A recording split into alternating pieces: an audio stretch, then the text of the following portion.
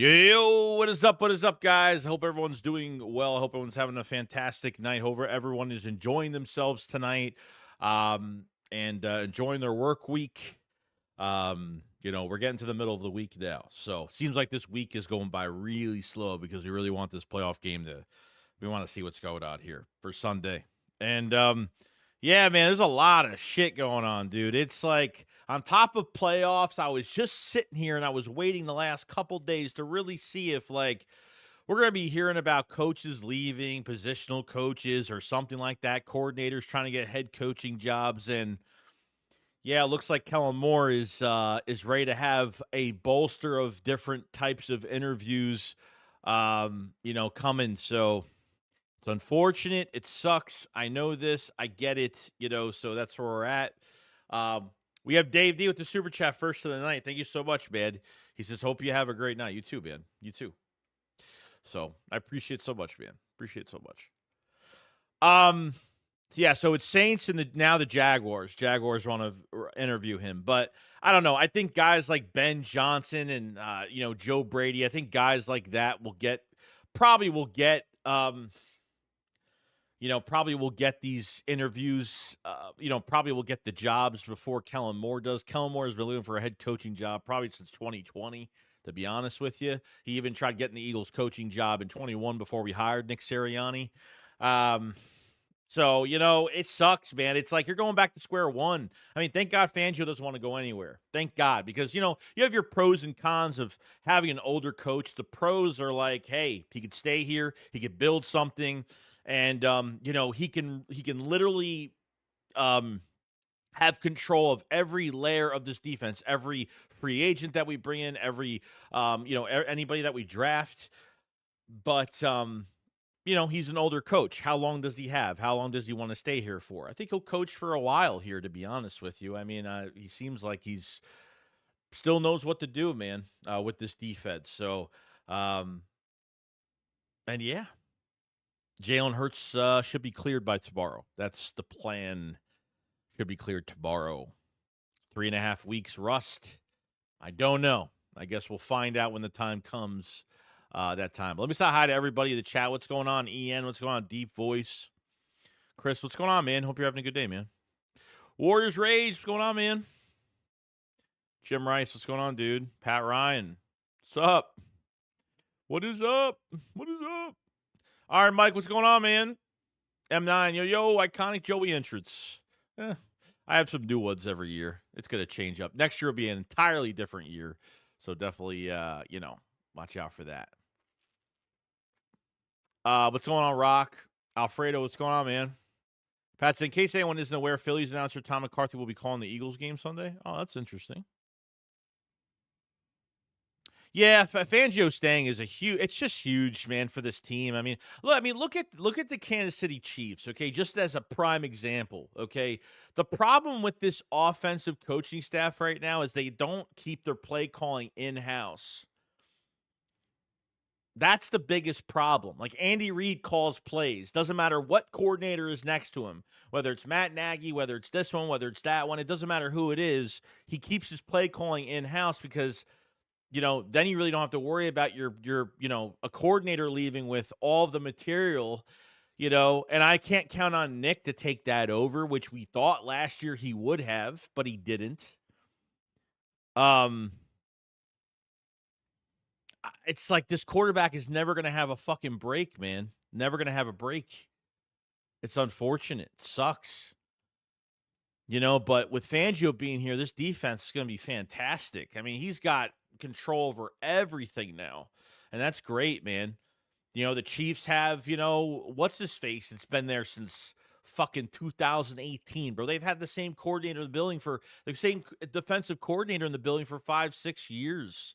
Never happens, So now it's nice to at least have some, solidify that defensive coordinator spot, and he'll be here for a while. But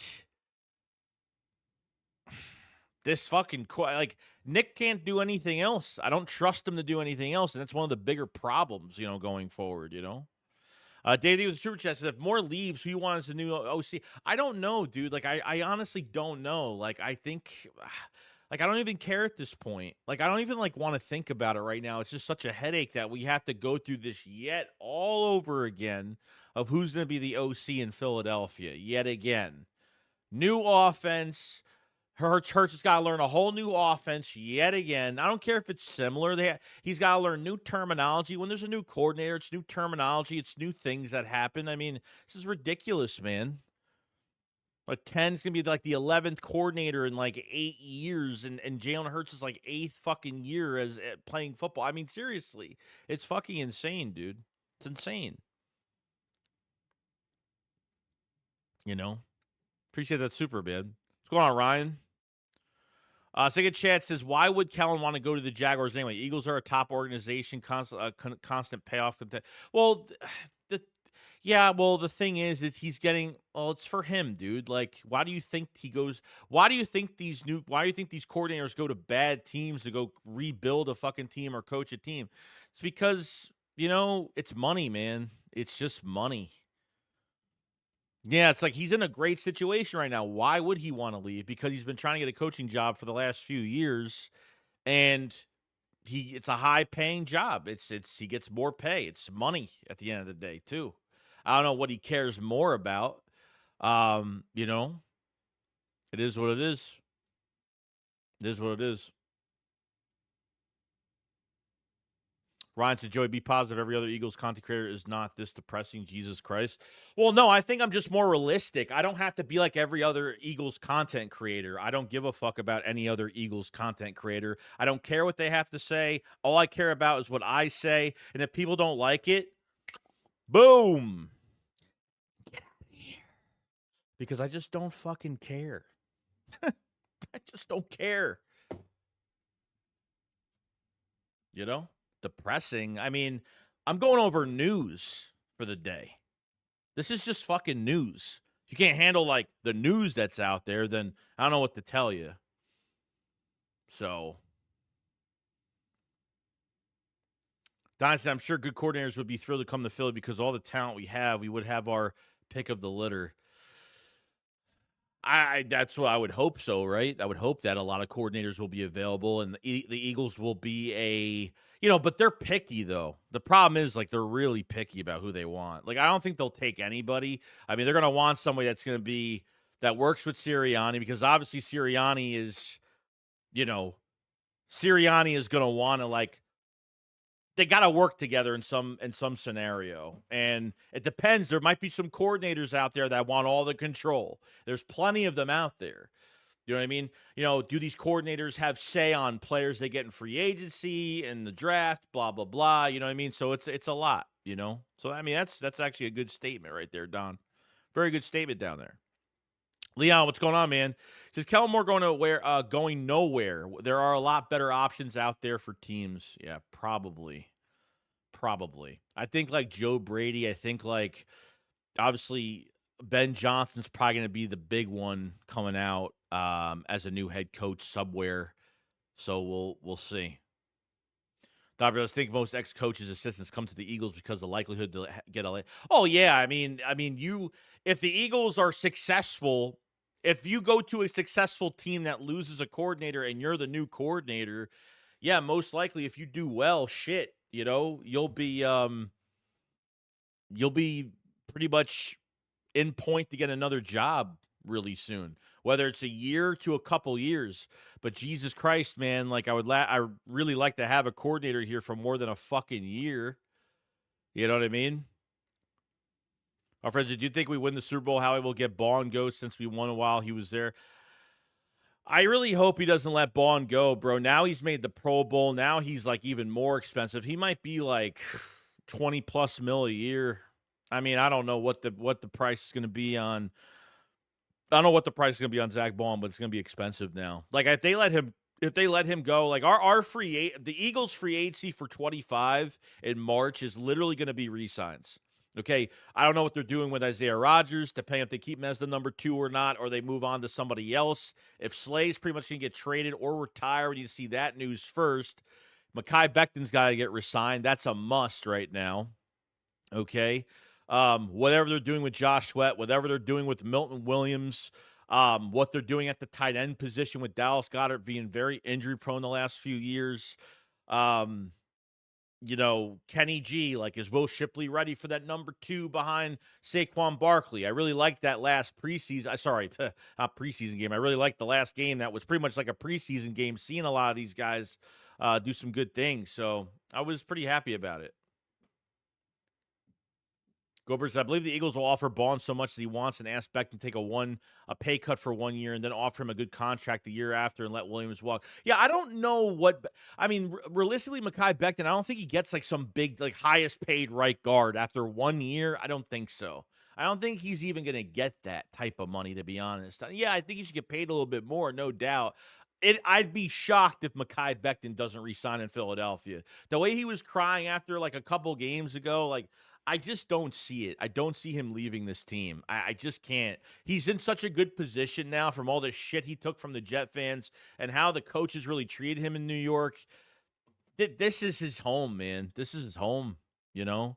So that's where I'm at right now. Alfredo says, do you think if we win the Super Bowl, Howie will get like Bongo? So I think you already read that.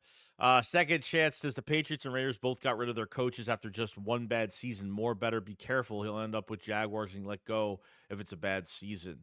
You know what I mean? Then you go to another team as a coordinator and you don't even know like how much like control do you have over the offense and drafting. And like I said, things are different with every type of team. Everything's different with the front office. Every front office is different in some way on who's involved, who runs the show, things like that. So let's see here. John J.D. Davis says, I hope Brandon Graham comes back and is a force. Yeah, the problem with Brandon Graham right now is he's like, I don't know, if he starts looking for these network jobs, that's going to be a really bad sign. Either the Eagles don't want him back and he's going to retire because he's not playing for another team, okay? Or he's just going to retire, one or the other, Now, it says Laurie should pay Ben Johnson whatever he wants to be the head coach, get rid of Sirianni or give him a different title. Vic will stay. Perfect solution, problem solved. Yeah, it's not that easy, though. I said this, too. I said the same thing you said. I said, just give Sirianni a different title. I don't even know if you could even do that at this point. I mean, he's not going to, you know what I mean? You can't fire him. If he's a one and done, you can't fire him. I don't think you could fire him. I mean, this is the second year in a few years where they've had a 14-win season. It's you know what I mean. You can't. I mean, I think it fragments your locker room if you fire him, but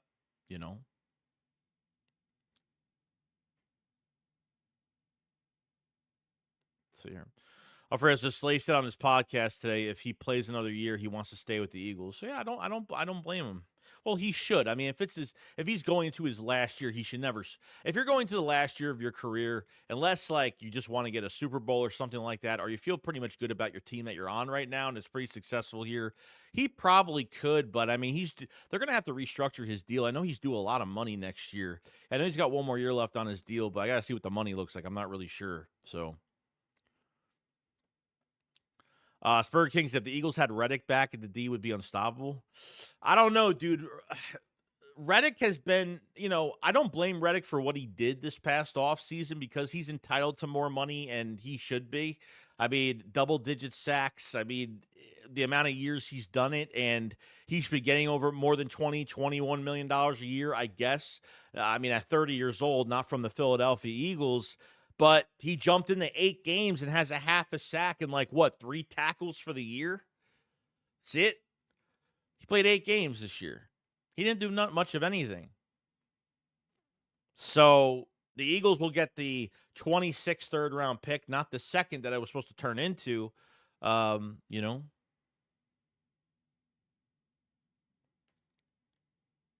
See.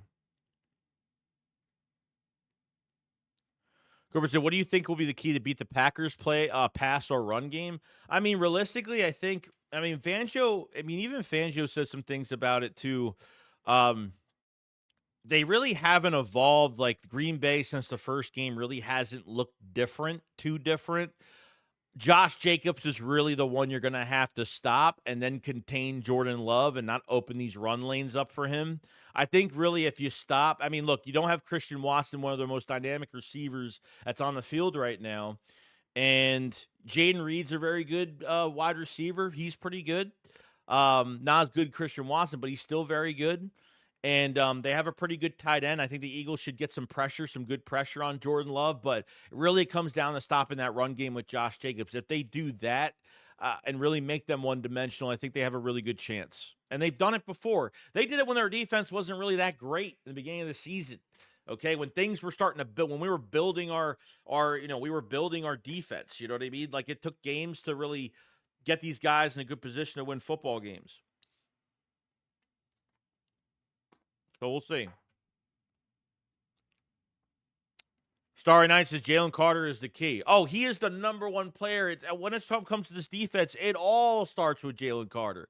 I'm afraid for these referees. I'm afraid for these players because of these refs. I'm getting nervous because I'm going to tell you something, man. Like the amount of times that he's been held this whole entire season has been absolutely ridiculous. But we need Jalen Carter to be him, wreak havoc, get under players' skin, not be stupid, but we have to be smarter definitely because these refs are looking. They're looking at Chauncey. They're looking at Jalen Carter. I thought Chauncey has actually carried himself real well after getting kicked out of that game and then coming back. During Kelly Green Week to get a couple picks was really good for him. So,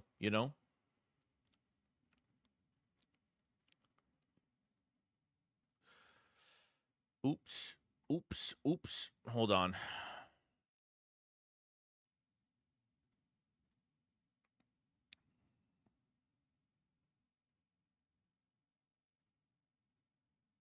Here we go. Sorry, I had a little bit of a weird thing going on here. Keith Stars with a super chat. Thank you so much, man. He says, I'm about to taste some calcium cannon tonight. I don't know what the fuck that means. What is calcium? I don't even know what that is. But I hope it's something normal.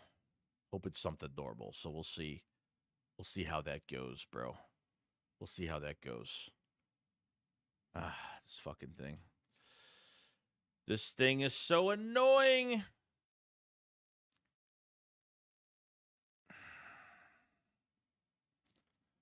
Sorry, guys. I got to fix this real quick. Okay. All right. Sorry. I'm having technical. I got to change this chat thing. It's just not working anymore like it used to. It was working fine earlier, but now it's like screwing up now.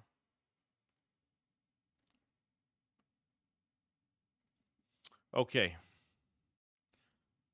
See, 1 through 5 says NBC ranked scoring Ds, and they said we're number 2, allowing 303 points, but they forgot the fumble for touchdown versus Jags and the block field goal for touchdown versus Browns. We should be number 1, allowing 289 points during the season. It's really fucking good. Really good. Say Steichen might get fired, so possible return. I don't know. I mean, look, at the end of the day, like, I don't know if the Colts really built the team that was, I mean, he went to another team. Play calling was okay, but obviously they don't have the quarterback of the future. I think we all know this. It's really, I mean, the way that Howie Roseman builds this roster is just insane. And I think a lot of these coordinators benefit from that. So I don't know. Steichen, man, he did a fantastic job. They're the reason why he got a head coaching job. And I've changed Steichen and give him a lot of respect because when he left and went to the Colts and had his press conference, he was crying and thanking every Eagles offensive starter at his Colts press conference. If you go back and watch that, it was actually really emotional because it's like I wouldn't be here. I wouldn't have a head coaching job if it wasn't for those guys on the field and their skill sets and what they could do. Like without them, I'm nothing. You know what I mean? And Howie Roseman as well. Let's see, Sticky Dog. We got a Sticky Dog. Sticky Dog Hopkins says, I really think Kellen Moore is who we need to unleash the full power of this offense. I'm unsure whether Sirianni is getting in the way of that and letting him take control of the play calling. I think partly he is. I mean, look, the bad games that we've had this season, like obviously, every time we have played a statistically bad team this year, like the Browns game, we won by what, 4 points? And they almost choked that game because Nick got too aggressive, took over play calling. The Jaguars game, we almost fucking lost that game because of coaching and him being way too aggressive. And then the Panthers game, and obviously the Panthers have been playing damn. They've been the last few weeks, holy shit, they've been playing well. Really well. And we caught them at the wrong time, and unfortunately, that was just one of our off games, and everybody was in a fucking panic mode. Was in a panic mode. And then the Eagles come back with a passing attack against the Steelers and fantastic so I think Nick wants to be involved, but he just knows that he can't. Like, he could be like, hey, I'll give you some things that were successful last year in 23. And I was saying to myself, I mean, look, what, the push tush? Like, the tush push, how much more, how many successful plays do we really have that really worked last year too much? You know what I mean? We'll see, though. Alfredo, I've seen reports that the Eagles will have 26 million cap space, so they would be able to pay Baun for a year. $4 million a year? It's not, that's no. I mean, that's going to be way too. That's no. $4 million a year. That's nothing. I mean, that's nothing. That guy ain't getting $4 million a year. Leon says, shall we lose to Green Bay? Get ready. All hell will break loose. Yeah, I know. It really comes down to, look, the two things I'm worried about in this game on Sunday, realistically, is fucking special teams. Like Jake Elliott, I don't know if I trust him kicking over 50 yards. He missed a 39-yarder last week, okay? If Jake Elliott isn't kicking on kickoff, we're in trouble. We're in trouble. So I'm not saying I don't have faith in Jake, but it's been troubling. He's been a little troubling. And fucking Braden, man, like that punt in the fourth quarter, that literally was like a spiral going downfield. You know what I mean? And he kicks the ball. Opening, I think it was the opening kickoff, bounced out of bounds. Like, he's got to stop doing that shit, man. So, special teams is huge. And honestly, from the last game against the Giants, like, why is Isaiah Rodgers not put in the position to get kick returns? Why is Kenneth Gainwell still? Like, Kenneth Gainwell, like, as a runner, I give him respect. He has had a really good year this year behind Saquon. But as a kick returner, bro, like, why does Michael Clay like Gainwell on kick return so fucking much? I don't get it, dude. I don't get it. Isaiah Rodgers has a special teams pedigree under him. It makes no sense. So special teams is like a big question. Michael Clay is still if there was a coach I would fire, it would be Michael Clay and get a new special teams coordinator in here that uses the right guys.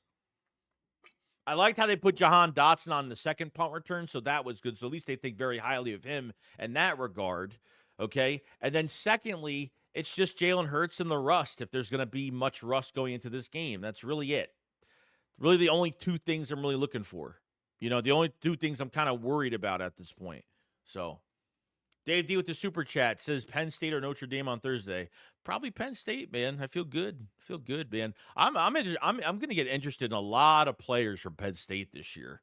So I'll be going over a lot of things come like end of January, be doing a lot of stuff. So should be fun, man. Should be fun. Appreciate that super, man.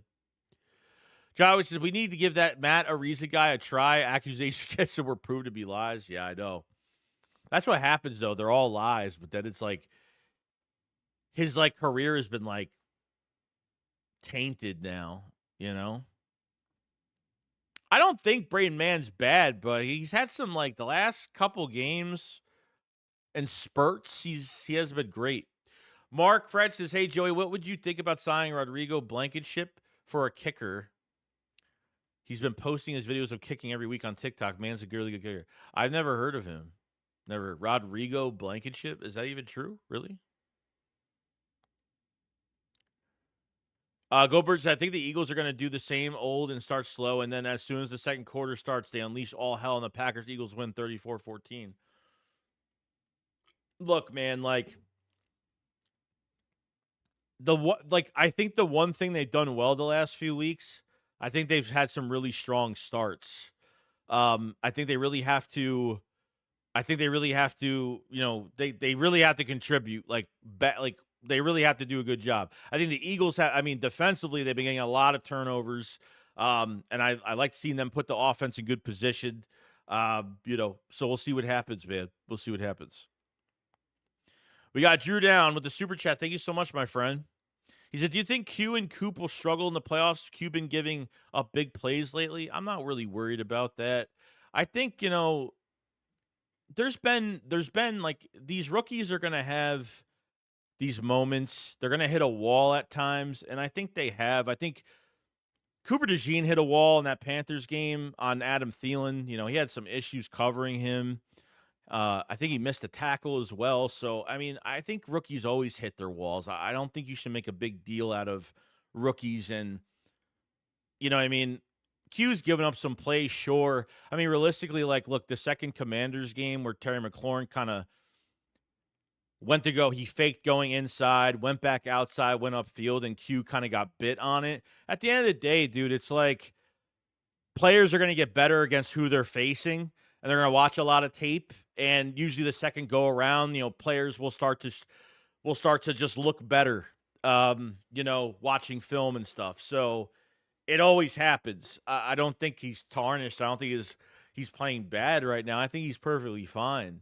You know what I mean? So I wouldn't put too much into it on the rookies, man. Like, they've played pretty damn consistent all year. But I appreciate the super, man, very much. Good question, by the way. Jadar says, "Fans, it's time we act like we know who this team is. We are the top dogs, and the pack ain't got nothing on us. Don't be afraid to say we're about to dump." No, I'm not afraid at all. I feel really good going into this game. I feel fantastic going into this game because I feel like we've gotten way better than how we played the Packers in that first game. I mean, realistically, the Packers haven't done really well inside. They haven't been really consistent. They haven't really been consistent inside their division. I think, like, on the road, I think they only give up, I think the team only gives up, 22 points a game to their 16, 17 at home, something like that. So they give up a little bit more on the road, but I think this is the best defense they're going to face the playoffs, to be honest with you. And we're way better. The big difference to this game is from last game against the Packers is we have Cooper DeJean in the secondary now. And that was, we gave up some plays in that game against Green Bay. We weren't perfect as a defense in that game. But the offense was going back and forth, so the Packers are dealing with two really big injuries. Christian Watson, one of their most dynamic receivers on offense, is out. And then, Jair Alexander. I mean, we didn't really have an issue with Jair Alexander too much. AJ had a big touchdown on him.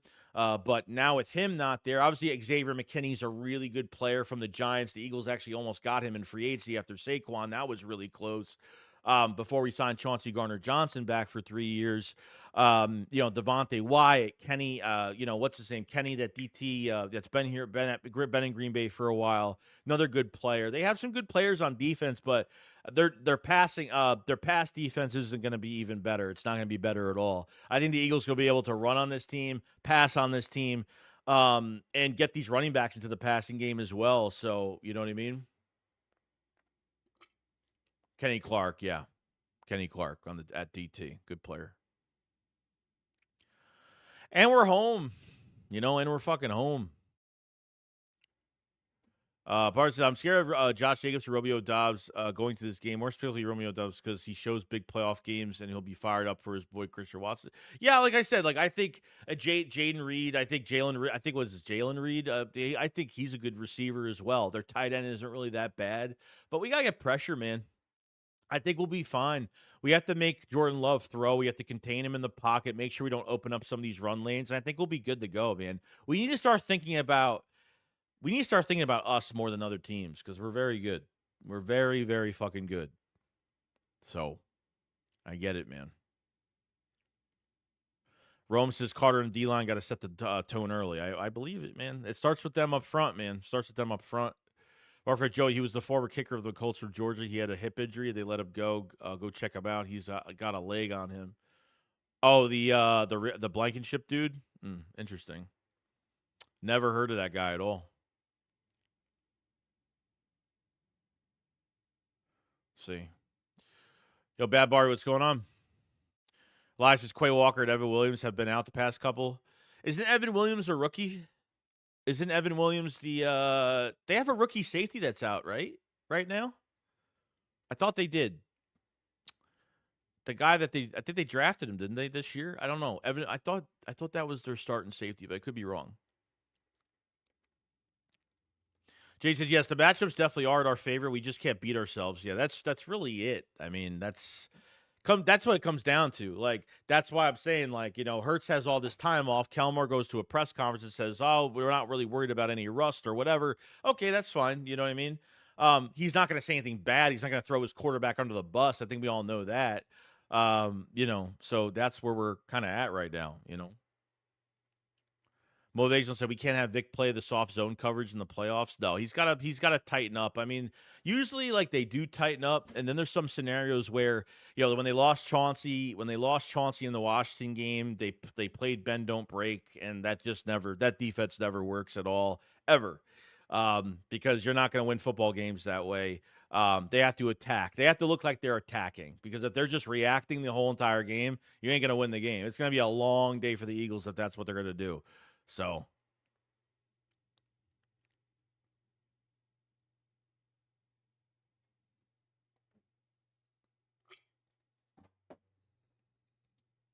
we got Ocean Steck. What's going on, man, with the super chat? Appreciate it so much, man. So I believe if we stop the run with Najee playing Reed, shouldn't go off like week 1. I think we blow them out. I hope so. I hope so. Like I said, like the other chat said, I think we match up. I think we match up really, really well against Green Bay. So I think the Eagles are. I think they're unbeatable, man. I feel really good going into this game. You know what I mean? Like, we don't know what the injuries are on the other side. We know, obviously, the injuries that are, the guys aren't playing for the Packers. They're out for the entire season. But I mean, Jordan Love came out of that game, obviously, with he has a bruised elbow on his throwing hand, his throwing arm. And it looks like that, he's commented on it saying, it'll feel better in time. I think he's still dealing with that as of right now. So maybe he'll be in a little bit of pain going into the game, but I don't think it's anything to shake a stick at, really. So, we'll see what happens. Jonas, what's going on, man? Hope you're having a good day, man. William Galebreath, what's going on, man? Appreciate it so much, dude. Yeah, if you guys haven't subscribed to the channel, definitely subscribe and like the stream. Thank you so much to everybody joined up today. So you say, if we could score at least 10 points in the first quarter, we'll have a good chance putting away Green Bay early. Yeah. I mean, I think the last few weeks, I think they've done a pretty good job scoring early. Obviously, Jalen Hurts has been out, with the concussion and stuff. So I think they've been a little bit more aggressive, which is good, I think we have to give ourselves a little bit more credit here. Parts, I love our no-fly zone defense first against the pass, bro. That's great. It's great. Don said, I want to rest our starters on the fourth quarter because we were up by 28 points. Yeah, I mean, if you're up like fucking 4 scores, then yeah, it make a lot of sense. Sure. If you're up 3 scores, I don't know. I don't think you take guys out too much. Merm says that Parker be going to beat the Bucks 27-24. Bucks are going to be interesting. Mark says the only time Eagles will play the Commanders is I think it's the NFC Championship game. I think that's the only time they could play them. So Osvaldo Campbell says Dallas Goedert is good to go. Yeah, he's fine. He's great to go. He's good to go. I mean, he got a lot of reps in that game, man.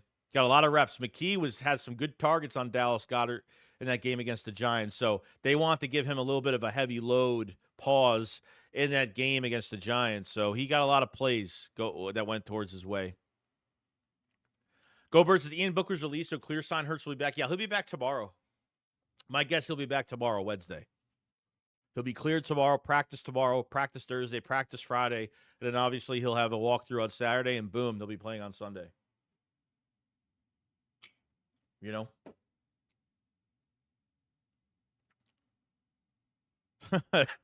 says we beat the Packers. We'll only be the only team in history to beat them in 2 different countries. That's definitely true. Definitely true. Let's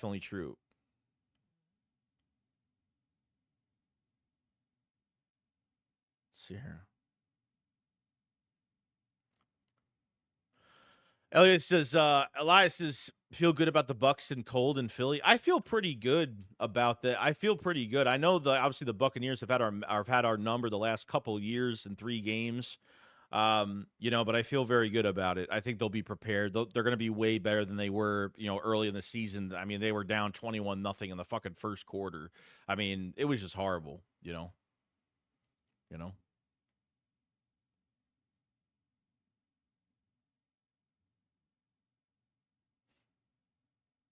Afraid it's 2:30 to 2:40 will tell us everything we need to know tomorrow about Hurts. Yeah, we'll find out, man. I think we'll be fine.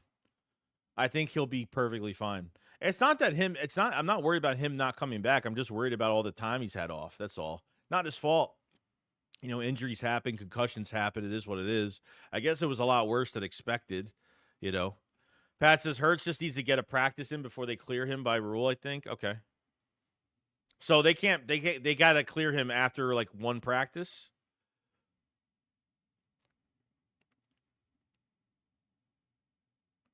Murray says Brown, damn the Lions in Detroit is crazy work. Yeah, I mean the one thing the NFC didn't need, I think the one thing the NFC really didn't need is for the Lions to have the fucking first seed, man. I don't know, dude. With the fucking Minnesota Vikings, they look like it almost reminds me of like the Case Keenum bullshit in 17, where they take this broken down quarterback, they turn him into something for a year, gets into the playoffs, and he's going to choke it all. I mean, even that game against Minnesota and Detroit, man, that was just damn. That defense was god awful, man. God, I mean, both defense. I mean, realistically, I mean, Darnold like was trying to force so many throws, man. Trying to force so much. Um, I don't know, man. It's crazy. Oh, Shestek says Hurts will be cleared Thursday. Stage 5 is he has to practice and have no setbacks Thursday morning, so he should be cleared by 2. Oh, okay. I thought he'd be cleared tomorrow. Interesting. Damn, he's only gonna have Thursday and Friday practice, and then Saturday walkthrough. 2 days of practice. I don't know, bro. I don't like that. I don't like that at all. Joseph, if I was Howie, pay Kellen more to stay as the OC. I don't want to see Jalen to learn new offense. I know that we've been talking about this the last 2 days. Kellen Moore has an interview with the Saints. He's got an interview with the Jaguars now. It's like he leaves. It's like you're back to square one all over again. It's like 11 coordinators in like 8 fucking years, dude. I mean, I'm not even kidding. I mean, this quarterback needs a fucking break from having a new OC every fucking year, dude. Realistically.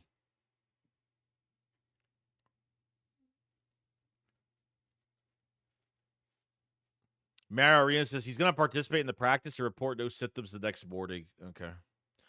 Second chance says sick of playing the Bucks at Tampa. The weather is always gross whenever we play them. Get them in the cold, and then we have the advantage. Yeah, yeah. Apparently that day was one of the worst days. It was like a really, I mean, it must have been really fucking humid that day when the Eagles played them early in September because that shit was apparently really bad.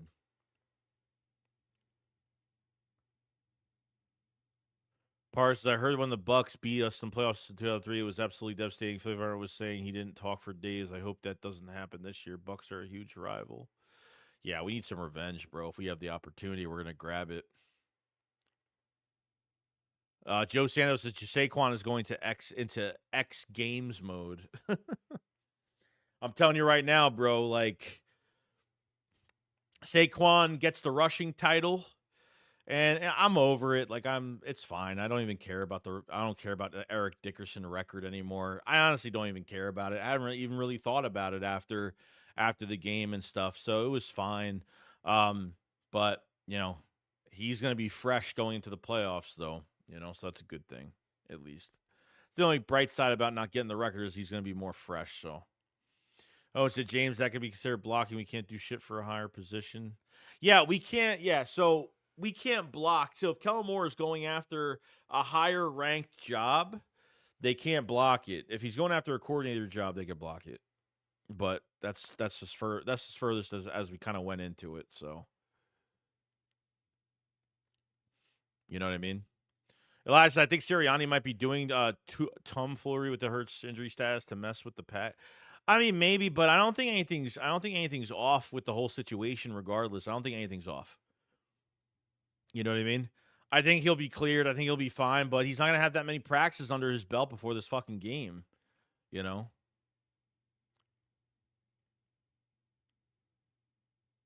Alfredo, how many yards do you think Saquon has through the playoffs and Super Bowl? 700? Fucking damn. I don't even know, dude. Like, what's the record? I mean, I know there's probably a record for who's got the record for winning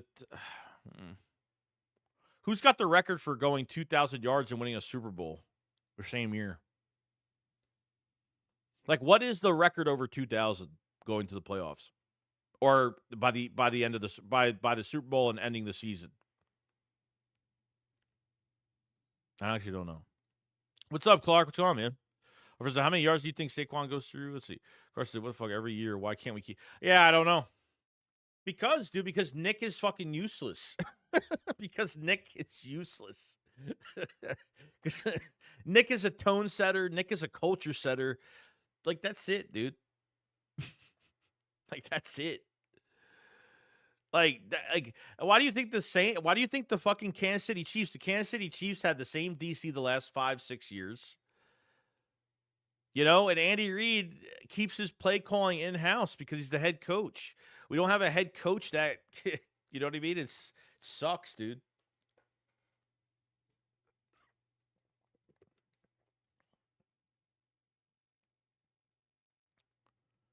First, let's have Jalen learn another offense. Why don't we? Yeah, I mean, this is like the first year. This is the first year where like Hurts is like running an NFL pro style offense because he's got to call protections and all this bullshit that Kelsey was doing the last couple of years, which we didn't know that until like, beginning of the off season, you know. Terrell Davis has like 660 in the playoffs. Oh, interesting. I think 660. He could probably. I think he can get that. 2,400. I think he can get that easily. You're talking an extra like 300 something yards. That's it.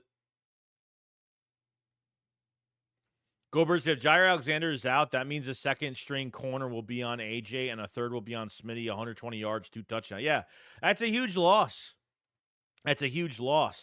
Jair Alexander's 28 years old. Apparently, like the Packers might actually, if he's not gonna allow a restructure, he might be available as a free agent next year.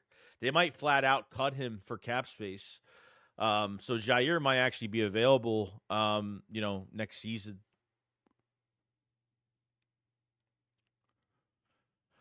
William Giver, Joey, I think Jamal Lewis for the 2000 Ravens had 2,000 yards. What a Super Bowl. I could be wrong. Trent Dilfer was the QB. Interesting. Second chance. Chicago, what's going on, man? It's the obvious solution to our OC issues. Bring back Oh, God. It's so funny, bro. You know how funny this shit is?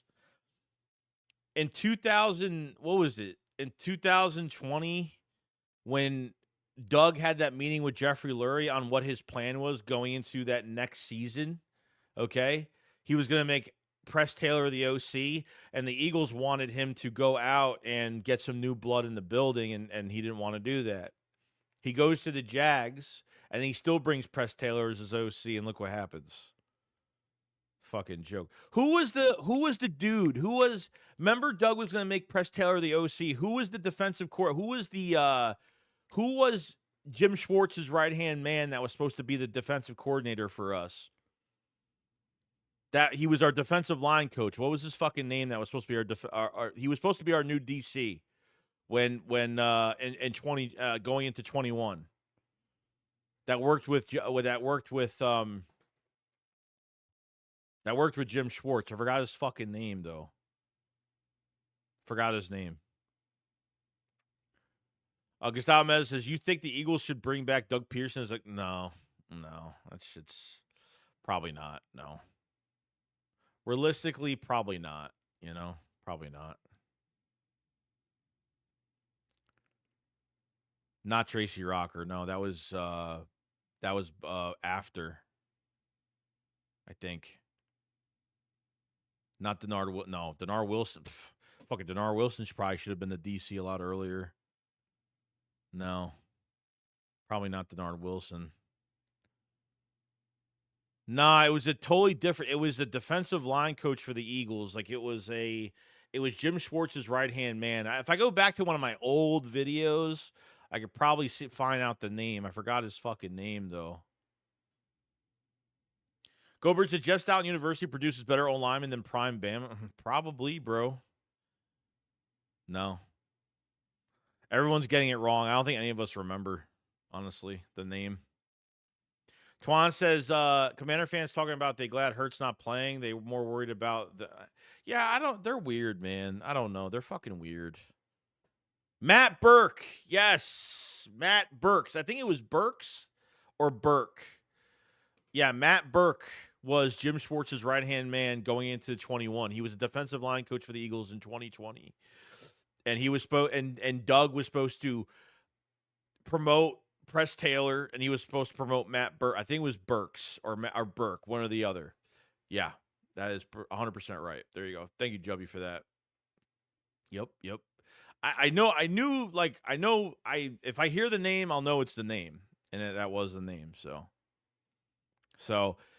a lot of coaches are getting fired right now. So, I mean, it just sucks, dude, because the Eagles can't have any type of consistency. It's like every fucking year it's got to be a new coordinator, man. 3 different coordinators and 3. I mean, it's ridiculous. It's totally fucking ridiculous, dude. I mean, I don't even know who the coordinator was last year. I can't even tell who the coordinator was. It was definitely fucking Nick Sirianni. Brian Johnson obviously didn't get an OC job for a specific reason, and that's because he just carried out fucking game plans. That's all he did. He carried out fucking game planning. That was all. That's all he did last year. And that was the position that we're in right now. So I'm hoping that we don't get in that position ever again, because that was just, it wasn't great. It wasn't fantastic. We got over 200 people in the chat. Make sure you subscribe to the channel, like the stream. Thank you so much, everybody, for jumping in today. If you guys have it checked out, if you guys have it checked out, which it's not on here. It's not on here. On here.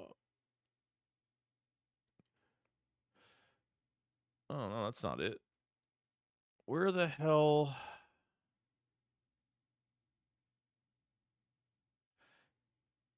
Oh, Jesus, what the fuck am I doing, bro? What? I have no idea. I have no idea what the fuck. I have no idea. No idea. Sorry. I had to look at something. I was like, what the fuck is that? I captured the wrong fucking screen, I guess. Okay. Oh, well. It is what it is. Young Boy Majesty, what's going on, man? Says, yo, what up, Joey? With the Kellen Moore news, I feel it's more of a Nick problem than anything else. Not bashing him. It's just interesting having a head coach with no playbook. Yeah, it makes it tougher to keep coordinators in the building. Like, coordinators are taking over the entire playbook. They leave, and then Nick, like, just when Shane Steichen left and Brian Johnson was next to him the whole fucking year, I mean, they took nothing from his playbook. They took nothing from what Shane Steichen did and incorporated it in 23. Nothing. They did nothing. You know what I mean? Like, I don't get that. So you have a head coach that is just a motivator. He's a motivational speaker. Like, that's his job. Like, other than that, I don't see what Sirianni brings to the table. Other than that, there's not, as to play calling and game plan. Like, Nick was a game planner coming in as a head coach, and obviously that lasted not even half a fucking season in 21, where he had to give play calling up to fucking Shane Steichen. So, you know what I mean? Joe said, I wish we hired Kellen Moore as a head coach in 21 and had Shane Steichen as the OC 3 years ago. Yeah, maybe that would. The problem with Kellen Moore, he's not like a rah-rah type coach. You know, like, he's a funny fuck, don't get me wrong, but, you know, if you get rid of Nick, you're gonna fragment this fucking roster. You're gonna fragment this whole roster. Because these players love him. I mean, they're winning and they love him. Okay, you know what I mean? So I don't think I just want to make sure that that the players aren't going to get affected by it, but they can't. If the Eagles are one and done on Sunday, I mean, hopefully the fuck not. But if they are one and done on Sunday, like I don't see Nick getting fired. I don't see it happening. Gober said last year I felt so bad, like I got lost in a dark place when I think about it, especially that Seattle. Oh, the Seattle game was fucking bad. I mean, look, you switch defensive coordinators late in the season. Matt Patricia comes in, fragments the whole fucking defense, installs a new defense pretty much middle of the season. You put fucking Bradbury man-to-man coverage against JSN and you get fucking destroyed. I mean, I will never get that. I will never get that shit.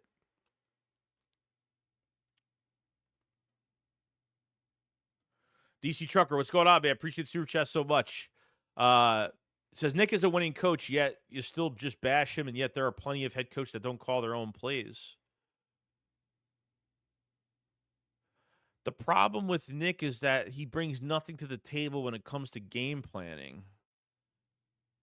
So what are we supposed to do? He's supposed to I mean, Nick is either got to get better or he just needs to know that he's not good at something and needs to, I don't know.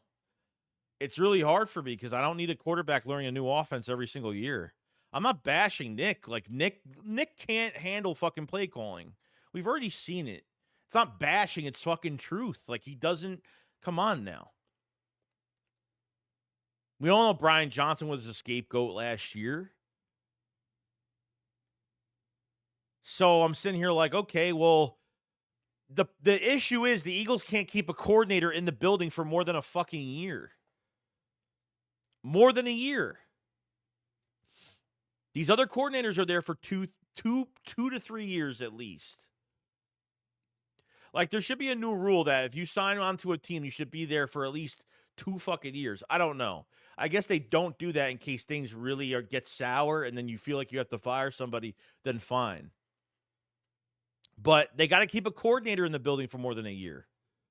Simple as that. It's nothing against Nick, but he can't game plan. He's not a game planner. He's really sucky at that. He's not good at that. We almost lost games because of that.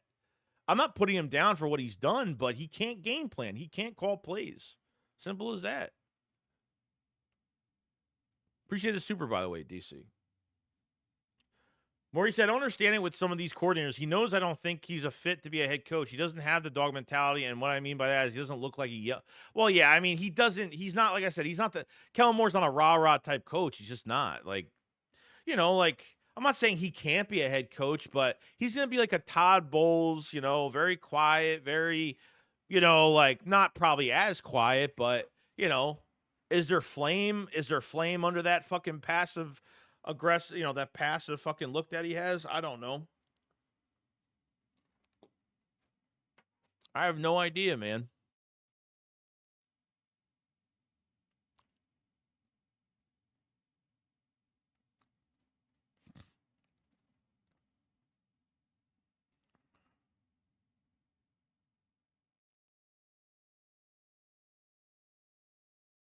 And guys, if you guys haven't checked out the Philly Shakedown podcast merch, definitely go check it out as well. We have a big sale going on as of right now for the playoffs. If you guys haven't checked out anything, if you buy 2 items, any mixed match of 2 items, you get free shipping pretty much. So definitely go check out some of our stuff. And when you buy something, it's obviously in you support the Philly Shakedown podcast, all of that great stuff. So definitely go check out some of the merch, some of the cool stuff that we have out as of right now. So I appreciate it so much. Link in the description for that. So I appreciate it so much. So much.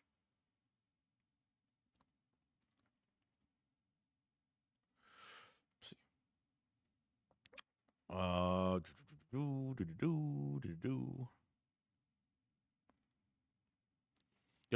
at this point, when we do accept the lack of possession and replace, because if we are tied to Nick and your OCs keep getting offers, our Eagles will never be consistent, unfortunately. No. You're 100% right. You're 100% correct on that whole situation, bro. This is why, this is why, like, sometimes, like, sometimes I hate putting out, like, what I feel sometimes because people, like, twist everything I fucking say. Like, it's like I'm not even bashing Nick. It's just that he just, it's just that I don't know if he's the type of coach that, you know, you keep nothing in, there's nothing in house but just, you know what I mean? Like, I'm glad from a emotionally and a mental standpoint, he keeps, if the Eagles are winning, he makes sure they're not too high. If they're losing, they're not too low. They're just at a medium, a medium pace.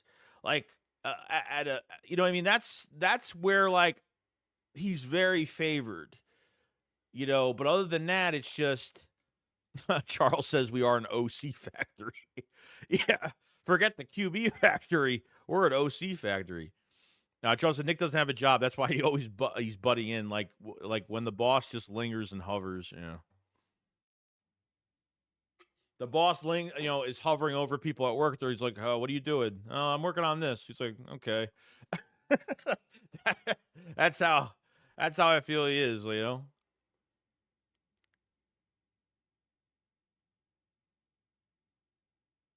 Motivated said Nick puts his nose where it doesn't belong. Like, your hire coordinators let them do their job, and you do your. Yeah, even the off season, bro. The off season, it was like, Kellen's got the job. Then Nick wanted to fuse his scheme with Kellen's scheme, and then it was like a million different fucking things. Like, I could like, there was like no answer on like who had. And then we got into these games against the Browns, against the Jaguars, like stupid. Like, I remember, I forgot what game what was the game? It was like 4th and inches, and they dropped Hurts back. Like, like stupid shit like that. Like, there was this stupid shit that happened. I'm like, there's no way that's Kellen Moore. Like, there's no fucking way that's Kellen Moore coaching these fucking games. Like, I can't. There's no way. There's no fucking way. Like, there was some shit that happened this year I just didn't get. You know. Flip Flowers says Siri fraud. Got to go. Being a counselor only goes so far. I mean, it's not just going so far. Like, I feel like it's just that when you know you're not good at something, just don't do it. And when he doesn't do it, then it's like, okay, now the next step is, how do we keep coordinators in this fucking building more than a year? You know what I mean? And that's a problem. Warriors Rich says, bro, we are an everything factory. Teams always come to the Eagles from front office and coaches. You'd think it would be flattering, but it is annoying. It's very annoying. It's like, I don't want this quarterback. You think just, let's just hire Ben Johnson. It's not that fucking easy, bro. Like, you hire a new coordinator, and it's just like, you got to start from the bottom now, and then it's like a rebuild of a new fucking offense that Jalen Hurts has to learn. And not even that, but the coordinator has his own terminology that they wants the quarterbacks to learn, and that relationship has to build all over again. It's like it's just a reset button every time you do this. You know what I mean? Joey says, "What do you think of Nick Sirianni's game management?" When it's him, I think it's horrible. It's horrible. When you have, like, in the past where Nick had a chance to put a team away, he'll pass like 3 fucking times and throw a 60-yard bomb downfield. Like, it was just really lazy fucking play calling. Like, really lazy, you know? And, I think that was part of it. And then it got us into these really ugly game situations. The Eagles didn't even have 30 plus points on teams last year, ever last season. Realistically, like, how many times have the Eagles scored over 30 points this year? I mean, realistically. I want to bring up the schedule. Like, I want to see, like, how many times have the Eagles scored over 30 points? Okay? They've done it one against the Falcons, 34-29. 28 points against the Giants, the first Giants game. 37-17 against the Bengals. 28-23 against the Jags. Should have scored more points. 34-6 against the Cowboys. 26-18 against the Commanders. They were almost scoring 30 points a fucking game. 37-20 against the Rams. 24-19 against the Ravens. I mean, that's a tough game. 33 when they lost against the Commanders the second time. 27, but like they've almost scored 30 points a fucking game. They almost scored 30 points a game on teams. Like a lot of games, almost.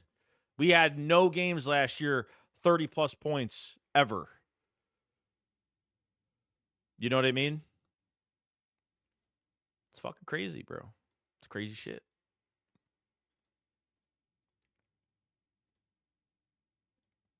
It's crazy shit, dude. Larry Houston, I believe Nick is a great motivator, though, to the team. That about no, he definitely is. I don't put him down for that at all, man. I don't put him down for that at all.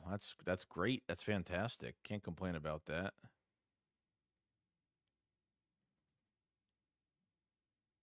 Okay, I was wondering what was going on with this. Okay, we're good. Okay. Let's see here. Let's see. Kenny, the arguing opponent, says Joey Shakes. The refs are going to damn ruining the damn playoffs. The referees are going to be a whole.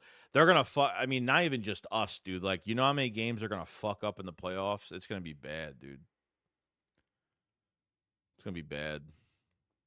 Nobody said with these teams knowing Hurts' condition and Barkley being our first option, what do you think Nick and Kellen are going to do as far as game playing in the playoffs? Well, it depends on who you're facing. It depends on who you're facing, but you have to get the short passing game going, man.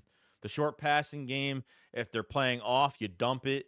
Some crossers, some hot routes, changing up the plays a little bit. But you got to run the fucking football too. You know what I mean? I would like to get everybody involved as well. But it just depends on the matchups that you have. But I don't think there's a certain way of running things. It really just depends on.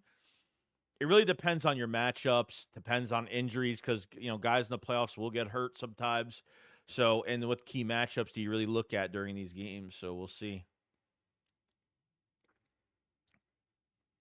Warriors Rage says, as long as as they keep winning, I'm at peace with whatever crazy shit they got going on in there. Yeah, I get it. Goldberg said, you notice when Gainwell was in, all he did was run into the lineman back. He was awful. When? Yeah, he does. The starting offensive line's not in. Of course, he's gonna not play well. I think Gainwell's had a great year. My favorite game. What was the game? What was it against the Steel? What was it against? The Cowboys? I forgot what game it was where he was running like with fire in his eyes. What game was that? And he caught a couple catches. Like he looked like a different back. And they haven't used him like that all season, bro. I thought he was really good. That was the Steelers game? Yeah, he looked so good in that game. I was like, damn, dude, why don't they ever use Kenny like that? Fuck. Kenny looks average when they use him in these inside zone runs, like the same fucking run play. But man, when they. Nah, it wasn't the Ravens game. It was definitely further up than that. I mean, look at Will Shipley, bro. You see, Will Shipley runs in a straight fucking. Will Shipley. I mean, I understand it's what. I'll give Will Shipley credit because like he's very physical, but man, like he runs in like a fucking straight line. But did you see when Tanner McKee literally got tackled, was getting sacked, threw the ball, dumped it off to Will Shipley in open space? When Will Shipley has open space, making the first guy miss, breaking his ankles. I mean, Will Shipley is going to be a fucking weapon, bro. I mean, I don't know how great he is going to be at running the ball from the backfield, but let me tell you, as like a receiving back, he is going to be a fucking weapon. I like Will Shipley a lot, dude. Another offseason, and I think he's going to be great.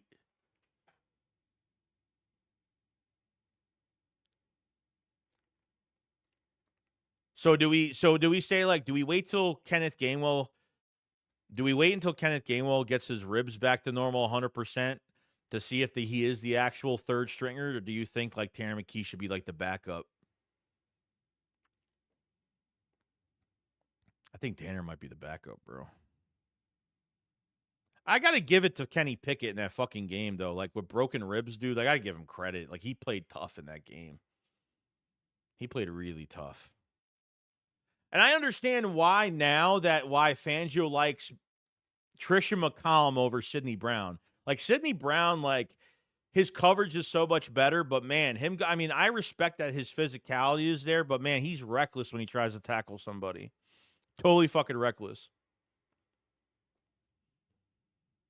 I want Sidney Brown to fucking play, but he's got to be more technique sound. That man just wants to fucking get a concussion over and over again. That guy attacks with his helmet down every fucking time he goes to tackle somebody. Swear to God. And Tristan McCollum, like, I think his tackling is way better. I think he's much smart at a technique standpoint than Sidney Brown. So I understand why Tristan McCollum is over Sidney Brown. I was always wondering why that was the case, but I guess that is the case, you know. Joe, are you going to live stream the Saturday games? No, probably not. Just the Eagles game. That's it.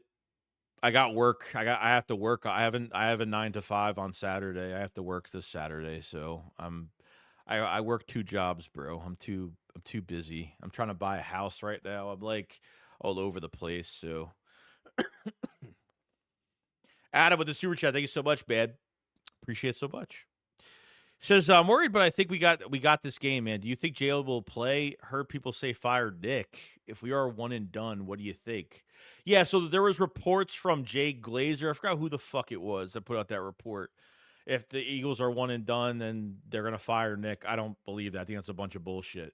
Number 2, Jalen will play. Yes. It wouldn't shock me if there's actual Eagle fans right now that actually feel good about Tanner McKee with the starters. It wouldn't shock me if there's guys out there that think that, you know. Warriors Rage, I don't see Shipley being a lot of flash. I see him like a Neanderthal C-hole run into hole, but his catching game seemed a little bit more. Oh, yeah, dude. Like, I'm not loving his running game so much, and I think that's something he needs to work on. I don't know. I don't like his running style. He barely even runs. He barely does any. He runs just like I'm talking literal straight line. Like he takes no foot outside that perimeter of a straight line. Like that guy runs straight and that's it. But as a receiving back, holy fuck, dude. Like he could be, I don't even know. Do you change him to not even change him to a wide receiver, but do you like use him as a gadget type, like receiving back / hybrid receiver, something like that? I think he'd be a huge mismatch, man. I like him a lot. DC said those players will run through a wall for Nick. That means more than any of our opinions on Nick. Yeah, of course. As long as look, I don't know what you're trying to do. If you're trying to say I'm hating on I'm not hating on the guy. Like I feel like there's tension with these comments, like a little bit. I'm not hating on the guy at all. It's just like I know he's not good. Like he's got a weakness. He's got a fucking weakness. He can't game plan. Simple as that. That's it. Doesn't make him a bad coach at all. What him being what he is, the Lions can keep fucking coordinators in the building. Like the problem is we can't keep a coordinator in the building for more than a fucking year, dude. That's really where this is where, I'm getting it from, Gobers, remember, we have to pay Blankenship next year in the offseason, so do you think No, Blankenship is on contract for one more year. He signed an extension, I think, this year, didn't he? He wasn't a free agent. He wasn't supposed to be a free agent like this last offseason wasn't supposed to be a free agent this year, right? I thought he signed an extension. I thought it was an extra year into 25. And it was cheap, too. It wasn't expensive. Young boy Jesse Joey, honest opinion, do you think Slay is ready for the playoffs? That Ringo hit had me. Yeah, but you know what? Ringo flashes. I don't think Ringo is better than Isaiah Rodgers, and I don't think Ringo is better than Slay right now. I don't. I don't. No. Ringo, to me, like, I just think he's a little bit, he's I think coverage-wise, man-to-man, press coverage, I think he needs a little bit more time. I think he needs another offseason, dude. Not saying he's a great special teamer. He's fantastic on fucking special teams. He's got that speed. He's got that fucking really good speed going downfield. But, I always want to say, like, yeah, can Ringo, like, play another position, maybe? I don't know. Can't play inside corner. A lot of these guys can't play on the inside right now, but we'll see. Mark said, "What's up with these people talking about the Packers going to destroy the Eagles? These people will love to hate on them." Oh, that's fine. They can keep doing it, bro. I'm telling you right now, dude. Like, as long as they because I'm worried about these refs so much. Okay, they have to have a fast start. Like they can't play from behind in this game. I mean, if they do, it is what it is. They win the game that way. It is like honestly, when it comes to playoffs, I really don't micromanage like as much as I do in the regular season. Like as long as we win, I don't care how we win. As long as we win, it's all that matters. Like I don't really micromanage too much. I'll talk about what happened, what should have happened, or maybe this was the wrong play or whatever. But that's where I'm kind of at most of the time. Yo, Adam with the super chat. Thank you so much, man. Very much. Very grateful. Says I'm super confident this team, but typical fans I fear worse sometimes. Need you to calm me down. Honestly, I don't think Kellen leaves. I don't know why coordinators leave here when we win. I don't know either. And unfortunately, the Eagles can't stop Kellen Moore from getting a head coaching job. They can't block it. They can't do anything. Like if he's getting an offensive coordinating job, they could block it and do whatever they want. Just like the Bears, the Cowboys just blocked Mike McCarthy getting a head coaching interview with the Bears. So because it's the same job, you could block it. You don't, you know, we'll worry about this after the season's done, whenever it is done, and hopefully on a good note where we're holding our second trophy, but don't go crazy about it, man. Don't go crazy, Don't beat yourself over it. Pause. These space, if the refs get caught blatantly cheating, what can be done? Serious question. Nothing. No. That's why the Eagles have to take the earliest lead. The Eagles have to take the earliest lead as early as possible in this fucking game on Sunday. Like throughout the playoffs, they have got to take early fucking leads. This way, if stupid shit happens, how many games, few games this year, where literally stupid penalties have gotten these offenses that we face getting the only points that they score. That Rams game, the 14 points that they scored in that game were off stupid fucking penalties. They didn't earn those yards. Like referees just put them down the fucking field pretty much. You know what I mean? Shit like that. I don't want shit like that to happen. Special teams has to be fluid right now. I don't want Jake Elliott kicking 50-plus yarders in this game. I really don't. I don't really trust him, to be honest with you, and that's where I'm kind of am right there with that whole entire situation.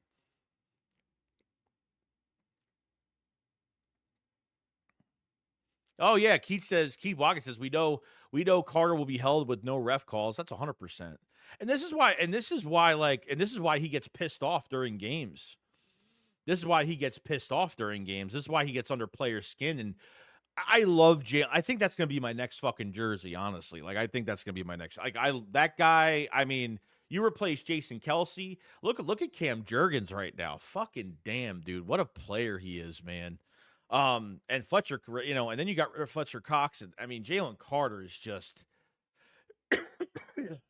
first Pro Bowl for Jurgens and Jalen Carter, man.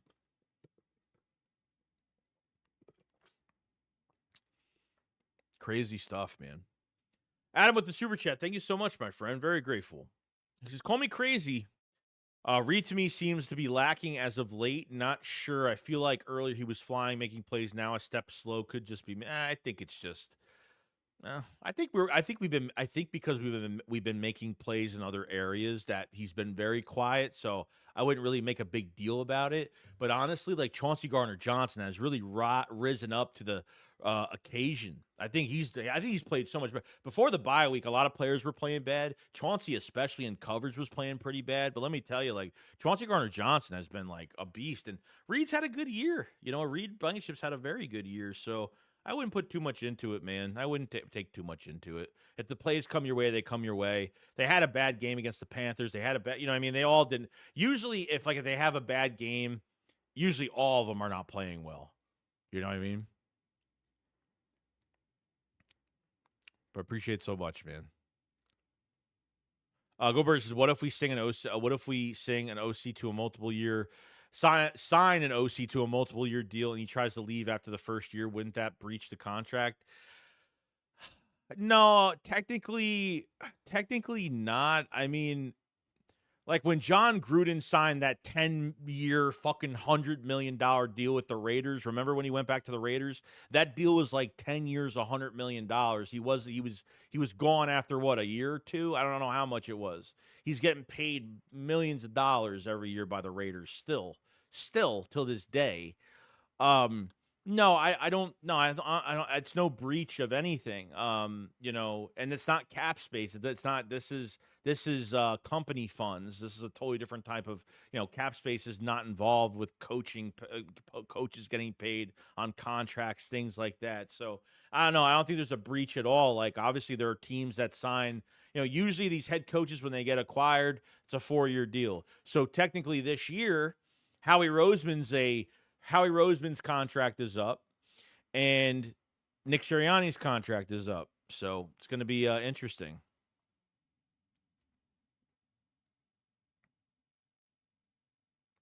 Warriors, you can't stop assistant coaches from interviewing for jobs higher than their position. Yeah. Like I mean, we probably will lose like the three coaches I don't want to lose, position coaches I don't want to lose is Clinton Hurt, defensive line coach, Christian Parker, the cornerback coach that has played. Obviously, Fangio, that was Fangio's corner coach when he was the head coach of the Broncos. So Christian Parker's done a fantastic job. And Bobby King with the linebackers. Bobby King has done, and Bobby King wasn't even a Fangio hiring. Fangio didn't say who it was, but Fangio said one of the assistants said that he was really good, and so he said, "Fuck it, we'll hire Bobby King." Bobby King's got 10 plus years of experience with fucking linebackers, man. He was with the Titans. That Shalair, whatever his name was, that signed that big free agent deal. He coached him up. I know he coached a few other Pro Bowl players. So those are like the three big names. Those are like the three guys that position coaches I don't want to leave the Eagles come this offseason. So I'm fucking surprised we're even talking about. I mean, we have a playoff game Sunday. We're talking about the offseason already. It's kind of crazy, dude. It's kind of crazy, bro. Oh shit. Kenny says, Joey say if I'm like I don't like the two unsportsmanlike rule and taunting, flag it like, oh, no taunts for you. You get a flag, which is bull, and I hate it so much. Yeah, I mean Chauncey getting kicked out of that game was a bunch of bullshit.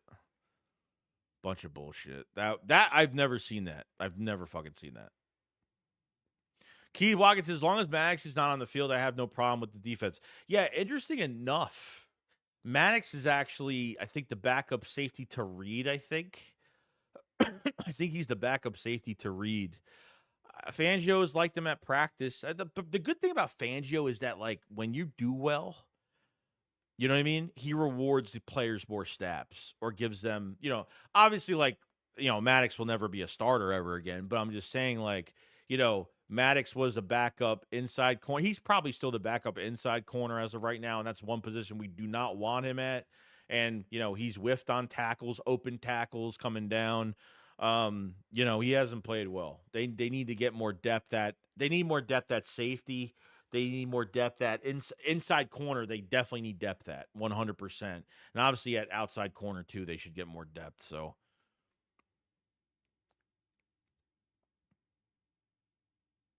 Adam with the super chat. Thank you so much, man. He says, so James Bradbury, is he's still alive, or I don't know, dude. He was injured. He was supposed to be out like 7 to 9 weeks. And I haven't seen him in a video. I haven't seen him at I don't even know. He's not on the active roster, obviously. I don't know what happened to him, man. I have no idea what the fuck happened to him. I forget that he's even on this team at this point. A Warriors Rage says, here's my theory. The league helped Washington this year. New ownership, new name, lost their history as a franchise, and I think the league was trying to push them to help new ownership. Potentially, maybe. I don't know. I don't know if that actually can happen. I mean, maybe. That's a complete fucking new owner, new GM, new head coach, new coordinator, 17 free agents they signed, over $90 million in cap, 95. I think they had $95 million in cap space. I mean, they could literally could do, I mean, a lot of teams that like sign that many free agents and have that many new pieces in 1 year are not clearly that successful, but they, they did a good job, you know.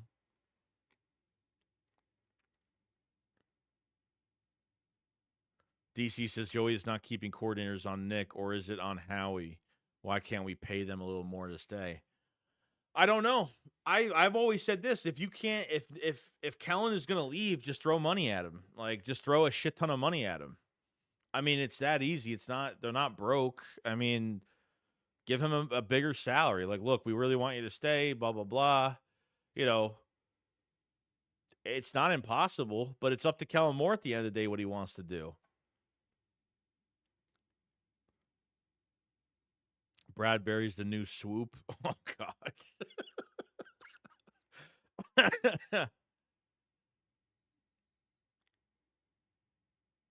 Adams, I think Washington lose to the Bucks. Todd Bowles syndrome going to make Daniel's life hell potentially. I don't think they win that game.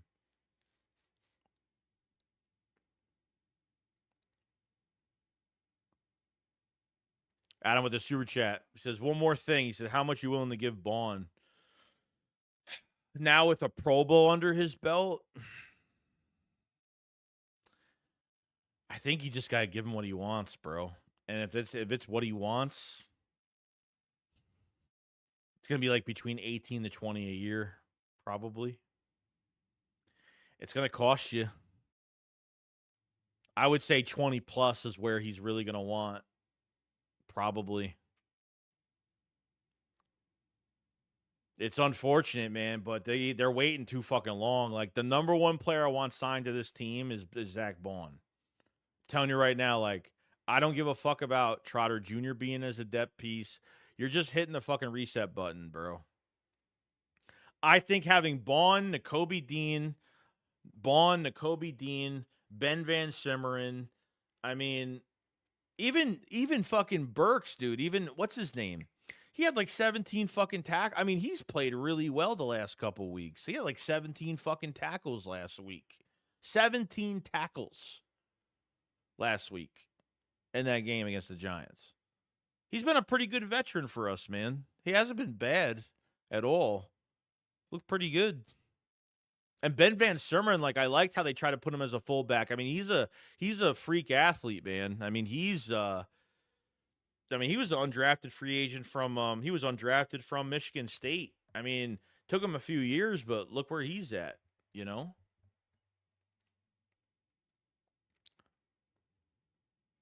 Where's Richie, bro? You can't bullshit Baun. He's 27. This is his only contract he will get. Make life secure. Oh yeah, no, you're not gonna get him for cheap. Like, I already know this shit. I don't know if they pay him the max over $24 million. I don't think you're gonna do that. If you get into the 30s, I mean, that's just fucking crazy. So I don't know, man. If they give him a big deal and try to restructure something where he gets more guaranteed money up front, like now, I don't know, dude. I don't know. Like I said, like, the cap's going up next year. It's like they should have north of $26 to $30 million. I don't know where it's going to be the number. It's not going to be much.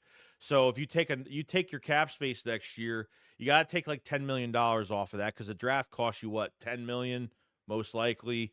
So it's really not that much.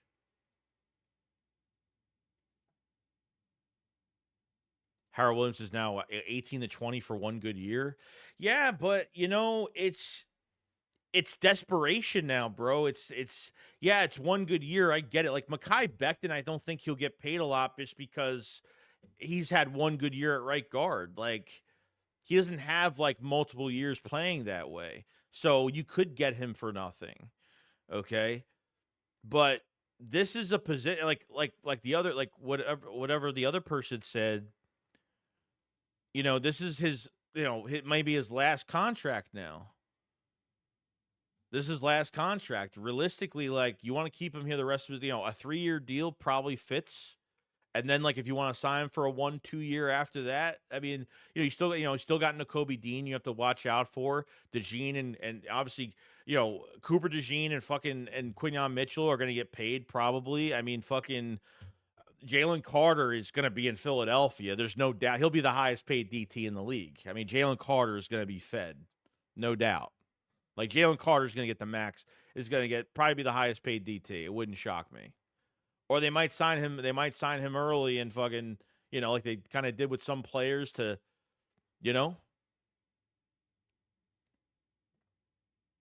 Yeah, Dean's got one more year left next year, right? He's the 3rd-round pick, obviously, so he doesn't have a 5th year. So,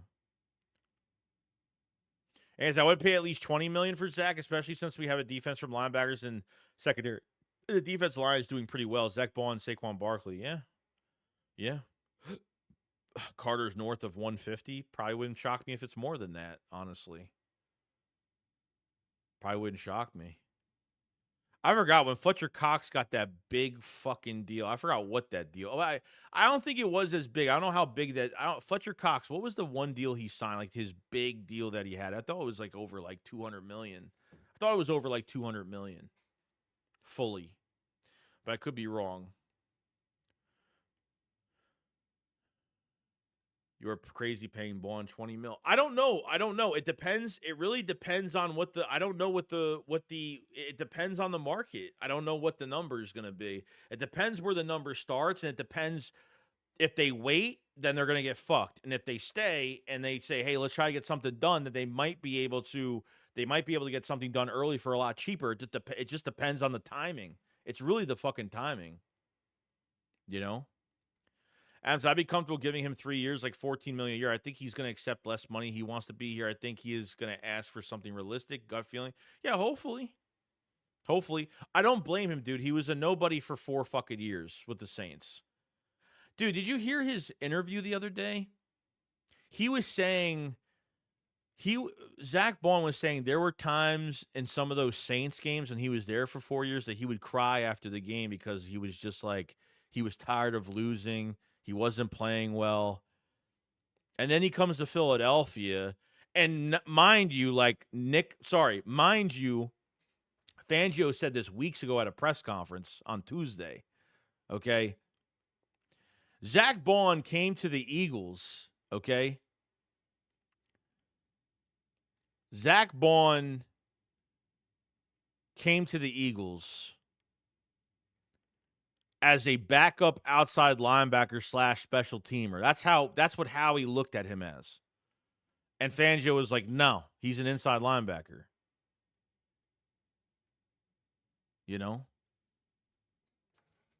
So it's crazy. Shark with super chat. Open up the line. Set it off in this. Oh, we're going to do calling. Oh, yeah, we're going to do calling. We want to do calling, guys? Anybody need to say some stuff? 103 million? Oh. I remember I made a video on that a while ago. Appreciate the super chat, Shark. Should we open up the lines here? Anybody need some things? I'm not going to go for like another 3 hours, but we'll go for a little bit longer, no doubt. We'll go for a little bit longer. All right, hold on one second. Let me do this. 246 in the chat. Make sure you subscribe to the channel. Make sure you like the stream. I do appreciate it so much from everybody in the chat. Check out the Philly Shakedown merch in the description as well. If you buy 2 pieces of merch, you get free shipping, automatically free shipping. Playoff special for you guys. So I can't fucking talk today, so don't mind me. I literally can't talk today. All right, here we go. We're gonna get some people in here. Let's do it up. Like I said, I don't need to see your face. You don't need to see my face, but you are seeing my face. So, and any stupid crap business, I'll kick people out. So, if I could like get this thing to fucking work, it'd be nice. Okay. All right, here we go. All right, anybody want to join up? Speak their piece on how they feel about whatever. We can talk about whatever we want, whatever you want. You have like 3 minutes. I'm going to put a timer on, like strictly a timer, because I go, I don't want to favor anybody. I want everybody to have the same amount of time. And I want everybody to, do this, have the same amount of time. So hold on. I have to reset my fucking headset because I'm not going to hear anything. Okay, hold on.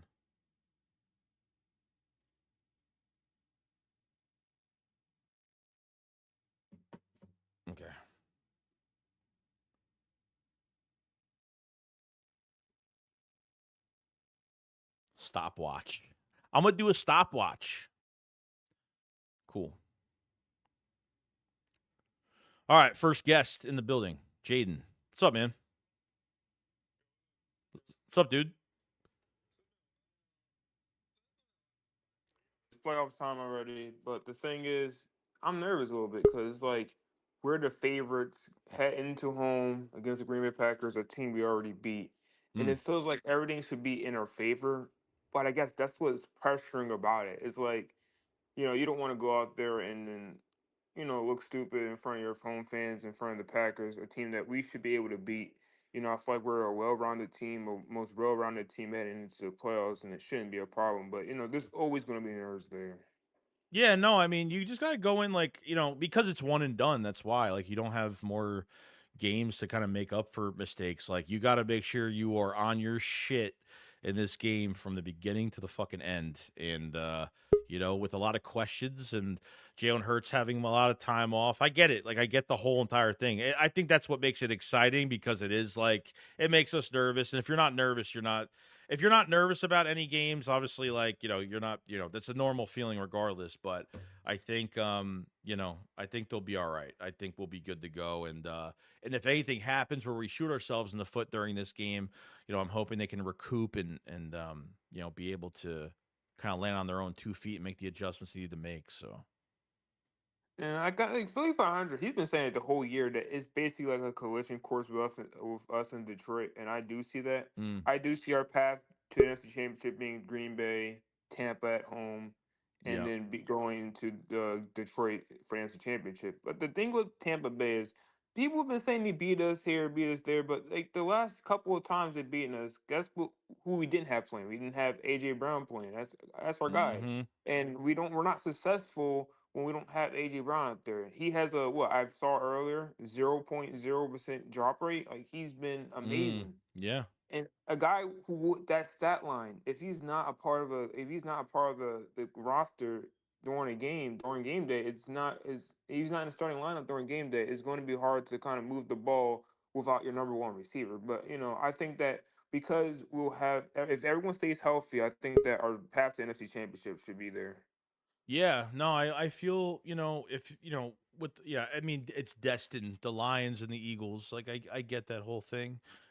We got to take care of business we just got to take care of business week by week. And we should be able to get there. And I understand there's a lot surrounding these games. And I mean, I think the Eagles block out the noise really well going to these playoff games. And they just got to stick to how they got to the playoffs. Don't, play conservative, play fucking aggressive, attack with your defense, and obviously get the short passing game going, get these crossers, these hot routes that they're playing off, dump the ball down, just make it easy, make it simple for Jalen Hurts. Like, I don't want them going to this first playoff game because Hurts has missed all this time and they fucking pass three and they pass so much, they're just trying to get him acclimated again. And then we're playing from behind once again in a playoff game. And then hopefully it's not too late, in the second half, but you don't want to get in that position. So I get it. Yeah, no, you don't want to get in that position. I feel like Barkley has to be our top priority no matter what. I think that we shouldn't try to do things to kind of get Hurst warmed up. I think that Barkley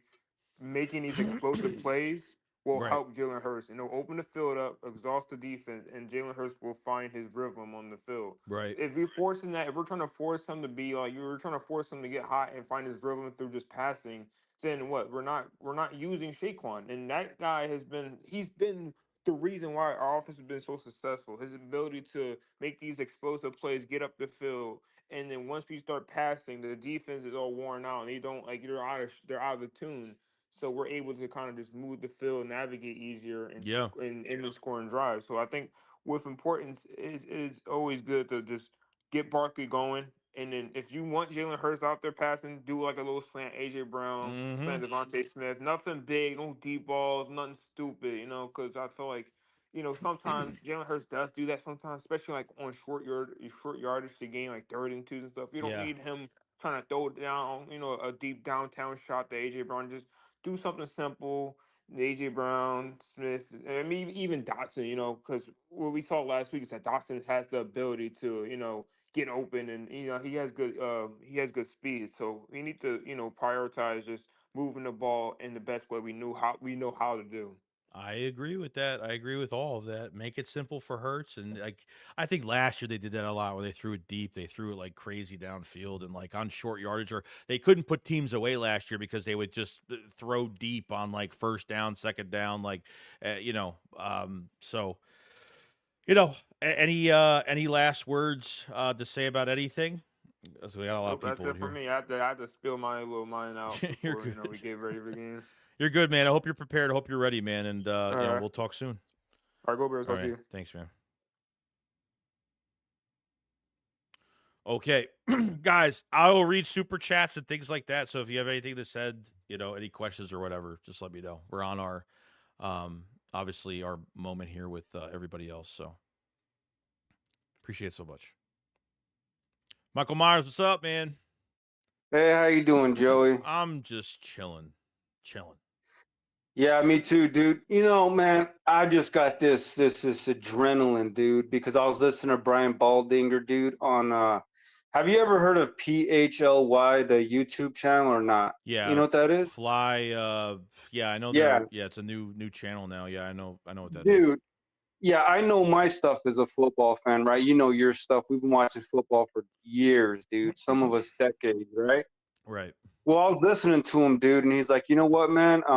They were comparing teams. He's like, I have Philly winning all 4 games, and he Mm, says, first of all, he's like, I think they're just simply the best damn team available, right? Like, see, he said it, and he's like, and you got to think, man, this guy knows his stuff. He's not just a typical dude watching football, like a fanatic or a homer or anything. He knows everybody, and he's like, you know what? They're going all the way. He doesn't like the Lions defense. And I was looking into it. I'm like, you know what, man? I see us going all the way because think about it this way, right? Where we match up really well with the Lions defense is they're missing Carlton Davis, right? That's their mm, number one. And Terrion Arnold, okay, let's say he's a number two. Well, do we got Devontae Smith and AJ? Who's like, how are they going to guard both? Okay, so they like to play man on man. Okay, then let them play man on man. And then Devontae Smith is going to cook him all day long. Oh, so they want to stop the run by putting all the men, in the box and all that, right. putting a player off the field. That's going to open up things even more for Jalen Hurts. How crazy is that? I could see it's just throwing 300-400 yards on Detroit if they try to stack the box just to stop Saquon. And then what are they going to do? I mean, Devontae is just going to be available to hit all damn day. And if you think about it, them losing a Lee McNeil, that's a huge blow to the Mm, interior of the pass rush that they got, man. So Jalen Hurts is going to have more time, because we got an elite offensive line. So we're not only are they going to have to try to guard two elite number one receivers, and they're not going to have the manpower to do that. Well, Devontae Smith, Jalen Hurts is going to have all the time in the world to throw the ball unless they blitz. And if they blitz, I believe Kellen Moore is going to have the game plan to just dump it off to Saquon. And then, bam, Saquon's going to hit 20, 30 yards. So, yeah, man, I think we match up really well. I'm not scared of the Packers. I mean, you have to have respect, and yeah. not like, treat them like they're a high school team. They are a football team. But I think we go in there and I think we beat them, dude, by 10 points. Yeah. You know what, man? It sounds too maybe a little arrogant. I'm not scared of the Vikings, dude. Or the Rams. I think the scariest team that we could probably face is the Lions. Mm. And but I think we beat them, man.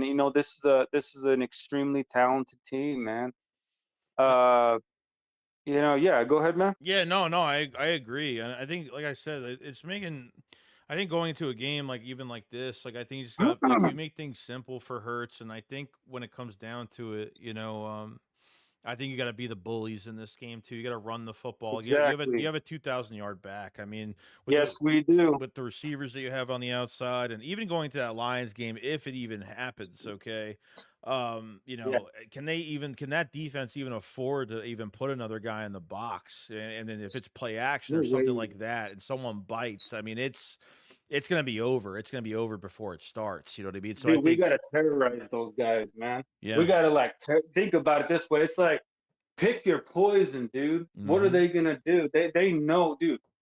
It's not like we got Saquon Barkley in the middle of the road offensive line. We got a top of the line offensive line, dude.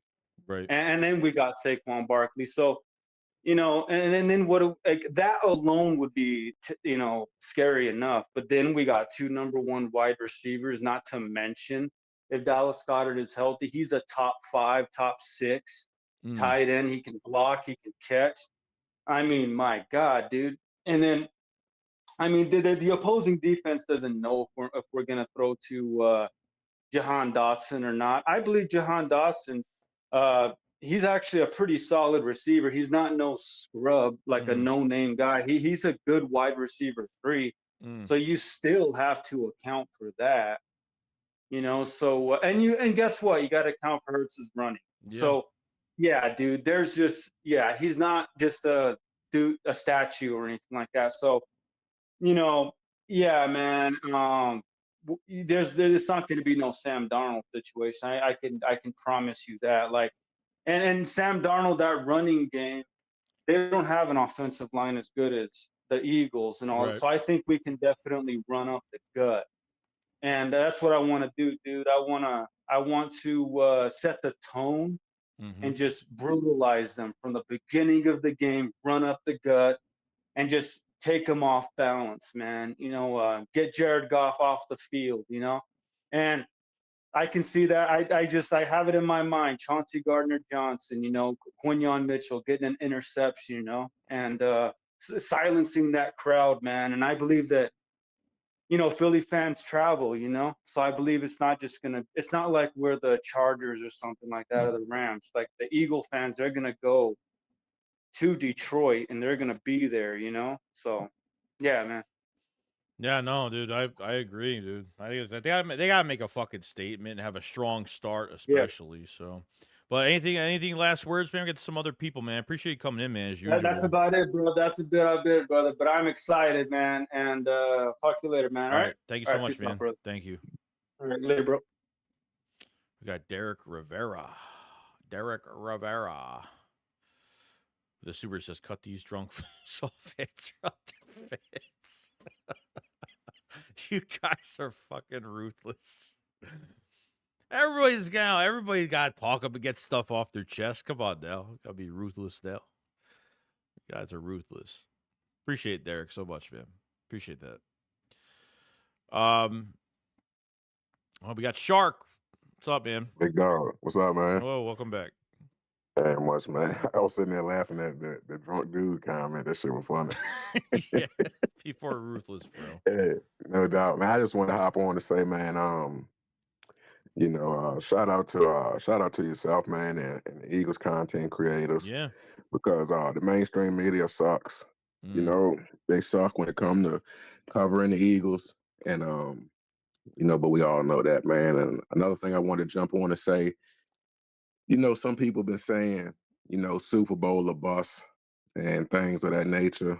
I'll just say, man, one time for this team and one time for Nick Sirianni. I mean, I try to, speak highly at Nick and every time I jump on.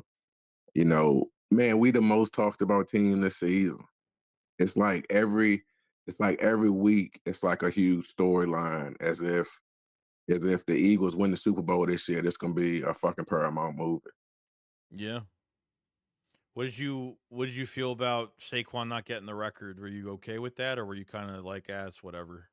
Man, awesome question. I would say I would say a couple things to that. And first, I would say, man, earlier this year we criticized Nick saying he was too aggressive. Mm, Earlier this year, earlier this week, earlier this year. Earlier this year, we said, man, take the points, be more conservative. Now, going into the playoffs, your biggest commodity if you was to ask any team that's Mhm. number 2 seed going into the playoffs, what would you rather have? You would rather have a healthy team more than you would home field advantage, It's right? true. Yeah. The biggest advantage you could have going into the fucking postseason is having a healthy team. Right. Now, this is the thing. I didn't have a problem with whether we go for it or not. I think the question people was asking was, should we go for it or should we not? I think the real question was, well, not real question. I think the other question is, if we went for it and we lost Lane Johnson or fucking Cam Jurgens Mm. or Saquon, this is the thing. Would you forgive Nick Sirianni? Right? That's the Yeah. question. Yeah. If with this team and the season we've had, every storyline this year, I mean, it's been a different storyline every single year, every single week, Right. right? But with this team getting as far as we done got right now, okay, if we went out there and went for the record, would you forgive Nick Sirianni if something happened and we went home in the first round? I mean, this is his first time going to the playoffs as a starter. Yeah. I don't know how far fucking Saquon has And been in the and and playoffs. and Pro Bowl and got a Pro Bowl his first year too. Yeah, and Pro Bowl in the beginning of the season. Mm. There's so many people that disrespected him by giving so much respect to Kelsey. We love Kelsey. Kelsey is a household name in the Eagle community. Make Right. no mistake about it. But I mean, every time you turn around, you compare this man to Kelsey and basically saying he wouldn't be good enough and made the Pro Bowl. It Yeah. took probably 1,000 snaps. Now you want him. What is he supposed to say? No, I don't want to go get the record. Yeah. Lane Johnson. Go ahead. No, I think part of it for me with the record, like I was a little greedy. I ain't gonna lie because it's not an Eagles record. It's it's the rushing record. It's huge. But then, I think it was like after seeing Saquon have his press conference in front of his locker room, he looked like he was just so down about it. Like talked to Nick one day, and then the next day he was like, "Okay, I want to go for this record," and Nick was like, "No, we're not going to do that."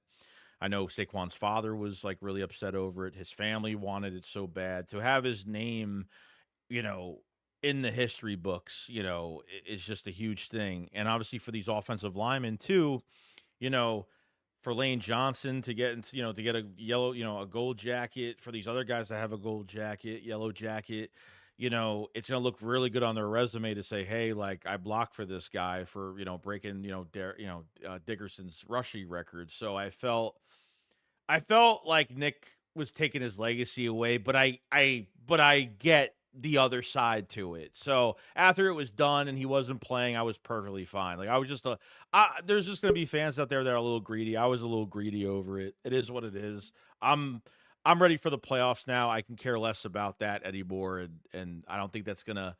People are saying maybe the team loses motivation that they didn't get it, or a lot of the players wanted it. Not even just Saquon, but a lot of the other players wanted it. So I get it. I get both sides. Man, I tell you, and everything he said was I feel it 100%. But that's what our heart wants. That's what we feel. You know what I'm saying? Like, and I wanted them to have it too. I mean, you look back and you're like, damn, all the times where he could have, stayed in, blah, blah, blah. But man, one thing that rings deep in this locker room and across the league, you've Mm, even heard Dak Prescott quote Jalen when he said, man, you got to keep the main thing the main thing. And when did winning not become the main thing? I get it, right? And we want Saquon to have this. And I love Saquon. We love 2-6. But man, mm-hmm. 2-6 just got here. He just got here. And I would say, man, nobody's bigger than the set. Nobody's bigger than the team. And you can go back to shit, gang culture, mafia culture, any team culture. Yeah. No one person is bigger than the team. You know what I'm saying? Right. And I love him for even thinking like that. You know what I mean? Because he is that kind of person. You know what I'm saying? That's why I think that he did say that it didn't really matter to him at first. But come on, it matters. We want him to have it. We probably want him to have it more than he want to have it. You know what I'm saying? True. True. But man, that's why you gotta have people like Nick, just like, us as fathers, man. Of course, you want to give your kids everything they ask for and you want to be there for them. But come on, man, if that's why you are the head of the household. And that's why, you don't let them make those kind of decisions. You know what I'm saying? Yeah, And I think Eagle fans just got a little nervous because it was like, okay, like, a Super Bowl is never, it's never easy to get there and it's not given. So it's like if Saquon doesn't get this record and then you're one and done or you lose later in the playoffs, NFC championship game, something like that, or you lose in the Super Bowl again, this is something that, Eagle fans are gonna I think Nick is gonna get hate. I think Nick will get hate either way. It's a lose-lose for him regardless because he can't win everybody over. So, I say I'm glad you said that because that's exactly right. mm, I mean, and you got to know, man. As dad, I'm dad first. I ain't your friend. I'm from your friend second. You know what I'm saying? But right, right. it's no way that he could have won that situation.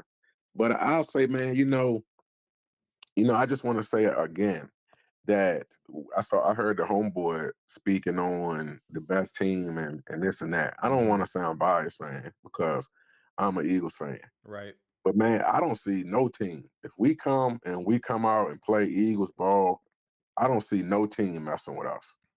And when people say, we didn't go for the record, and we're gonna set them out, man, we've been sitting guys all year. I watched earlier when you was like, how many games we put up over 30? Man, we could have been ran the score plenty times. I Mhm. think it's a lot easier. And I tell you one of the biggest growth things I like with this team. One of the things that I see to stand out to me our ability to keep that one drive going a long time. See, if our defense hold up against the Lions a couple drives, man, we don't give a fuck about how many touchdowns Jared Goff can get if he can't get the ball. Right. Right. You Right. know what I'm saying? That's one thing because it's easy to throw two passes and get in the end zone, and now they get the ball back.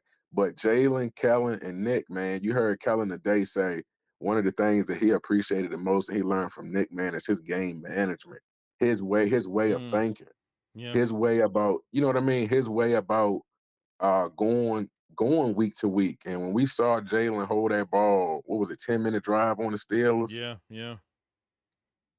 I mean, that told us right there that, hey, look, if we can get out there and strike hot, that's our biggest problem. I don't know what the hell is going on with the slow starts, you know what I mean? But if we can get out there and that defense hold the Lions or whoever come, if they can hold them one or two times and we get going, man, once we get a lead on them, we just gonna hold the ball. Yeah, that's it. Yeah.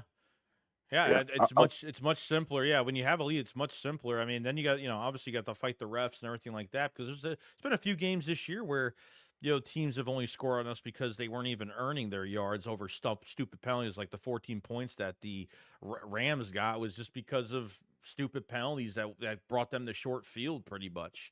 So I think, with the short passing game and running the football and time of possession is definitely key. Time of possession and scoring is even better.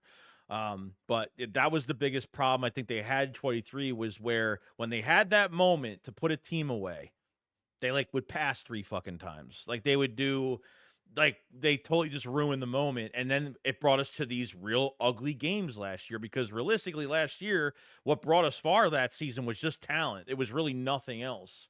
And Jalen Hurts put the team on his back in a lot of games. We had some crazy games, heart attack games. So it's a totally I, different year this year. Totally different man, year. I agree. I tell you, another thing stood out to me was the fact that a lot of now, don't get me wrong, I did want Saquon to get the record, 100%. But at the same time, man, us not having AJ last year and Jalen getting a little banged up. Then we saw fucking Zay Flowers.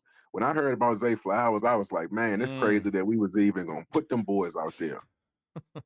I You know what I'm know. saying? We would have been like, Nick, you stupid shit. You ain't learned from your lesson Because last year. because if you put Saquon in, you got to play everybody else. You can't just put Saquon in and have no offensive line. Don't have your. You're not. Honestly, he probably could have broke that record in the first quarter. He probably could have broke that shit probably pretty damn easily. It probably wouldn't have took that much. But I understand it. I get both sides. I get it. I'm just a little bit. I'm just a little greedy. That's all. I'm just a little No greedy. doubt, man. We That's we all. all are. I Yeah. want to run something by you, man. That Okay. that's a little bit off topic, right? Mm. I tell you, man, I feel like, and there I go speaking from the heart, but I feel like, man, this year we've been the most talked about team by far, and a lot of it has been shade. but it's still you still got to talk about us. Either way, I think we've been the most talked about team, and I think the Detroit Lions have been probably the most talked about team by far. Us two, right? And I would say that I think that the reason the Detroit Lions has been like put over top of us all year long, not just because of our past. Well, kind of, right? Mhm. I would say the reason they've been put over top of us is it has a lot to do with the fact that we are a winning culture and we dropped the ball last year. Mm. See, I think when you used to winning, you held at a different standard versus somebody that just got to the party and start winning. And I'm gonna give you an example, and you can correct me if I'm wrong. Mhm. But when I think about what I just told you, I look at Jaden Daniels and Bo Nix. Man, Mhm. that fucking Bo Nix is balling, man. Mhm. Bo Nix is balling, and I think that if Jaden Daniels if he get knocked out this first round, and Bo Nix now beat the Bills, then you're gonna have a different kind of rookie of the year kind of conversation. And Oh when you yeah. look at the numbers, I don't see how they're not talking more about Bo Nix right up there with Jaden Daniels when you look at the numbers, other than the fact that the Commanders always fucking suck. Yeah, it's 1 year, but yeah, it's like you new owner, new GM, new head coach, new coordinators, 17 free agents, and 95 million dollars in cap space. They pretty much were able to do whatever they want. Like Jane Daniels could throw. They can kick 4 field goals and he throws a Hail Mary and he's a hero. Jalen Hurts has a bad quarter. Boom! It's like it's a coming out of a game where they're winning. It's negative. Even the Monday Night Football game. I forgot what game it was. It was Josh Allen. He had 3 rushing touchdowns, 3 passing touchdowns, didn't win the game, but they're still talking positive about his MVP hopes. But he didn't win the game. So it's the NFL is all about flash and entertainment. And Jalen Hurts makes things look so simple without the flash at times because of all the weapons he has around him. We obviously found out what this offense looks like when he's not in the game because the Eagles were going to be up, 21-0 in that game against the Commanders. And I just being flooded with Commanders fans, like they know what was missing in that game. They know the difference maker. The rumors of that the offense elevates Hurts, that Hurts isn't the difference maker. Well, you saw Kenny Pickett go in there, middle of a game. He didn't look great. I think he played better with a week's worth of practice, and McKee looked really good. But realistically, like, there's no threat without Jalen Hurts on the field. Like, his legs are a threat. I mean, realistically, it's crazy how many it's crazy just the amount of weapons that you have. It's the little the Jalen Hurts could barely do anything in a game. Like he could throw for 119 yards, win the game, still not get respected. Everybody likes that flash entertainment. Everybody wants to see the guy run all the way around the field. It's all for viewership. It's all for political news outlet bullshit. And that's how I felt about it. And Jalen Hurts is not phased by any of it. And I think Nick has done a good job between getting this team mentally and emotionally prepared all year, where if they're riding too high, he keeps them at a medium. If they're riding too low, losing games, which we've barely been doing, you still keep them, you don't get when they're too low, you keep them at a medium still. You know what I mean? He keeps these guys intact, not being too down and not being too high. Um, and this is where we're at. And I don't think Man, that these players don't give a shit what anybody thinks. They probably hear the outside noise. You can't help it with some things that come out, but they put their helmets on and they get ready to play and they fucking play, dude. That's it. Man, I 100% agree with everything you just said. Man, touch bases real quick on that Commanders game. Mm-hmm. That shit was about to be an embarrassment, man. Mm-hmm. That was gonna be an embarrassment, and you could just, I mean, not only could you see it, you could feel it. Right now, I got into it with some guys that about the game, about that same game, and they was like, "Oh, Hurts went out, but Hurts don't play defense." I said, "Listen to me. Hurts held the ball for 10 minutes against Steelers. The Steelers defense is a lot better than the Commanders Mm-hmm. defense. And he kept the ball away from their offense for 10 minutes. How the fuck is that not defense? How is that not defense if he's keeping your offense off the field? You know what I mean? Once look, that score was about to get out of hand so fast that Saquon probably could have broke the record that game. And they held him It out. was just They held him out the yeah. fourth quarter. And on top of that, not only did you lose Hurts, you gave two of our best players. Well, everybody on the defense, our best players. Man, we don't even call them starters no more. We don't even know who's starting. It's just, man, go in there and hit somebody. Everybody's so good coming off the bench that we don't know or care who's starting this week. But you gave the penalty to Jalen Carter early, and you gave it to CJGJ. CJGJ picked you, and then you ended up putting him out the game. I'm not saying it ain't his fault. I ain't complaining. But the very next week, that same guy got 2 more picks. The very next Next week, that week. let you know right there what kind of player y'all send in the locker room. So It's that true. game was finna be an embarrassment, man. It was gonna get ugly. Yeah, and I mean, yeah, no, it would have been. It was gonna get ugly, and then really, it's just like, it's like I mean, they beat us in a regular. They beat us. It's a regular season game. I mean, even after that game, they didn't clinch nothing. Like, they didn't clinch anything. Like, they beat us and that was it. And they were talking about it for like they've been talking about it for like 2 weeks after that. So it's just like, I really wanted to face them in this wild card round. I really want to face them. And I don't know if they tried their hardest not to face. Both teams tried their hardest not to face the Eagles in the first round, but they're lucky they didn't, because they have a really, they win that game against Tampa Bay, which I don't think they're going to do, because I think Todd Bowles is going to make Jaden Daniels look like a rookie in that game and bring the fucking pressure on him. Then they got to go face fucking Detroit after that.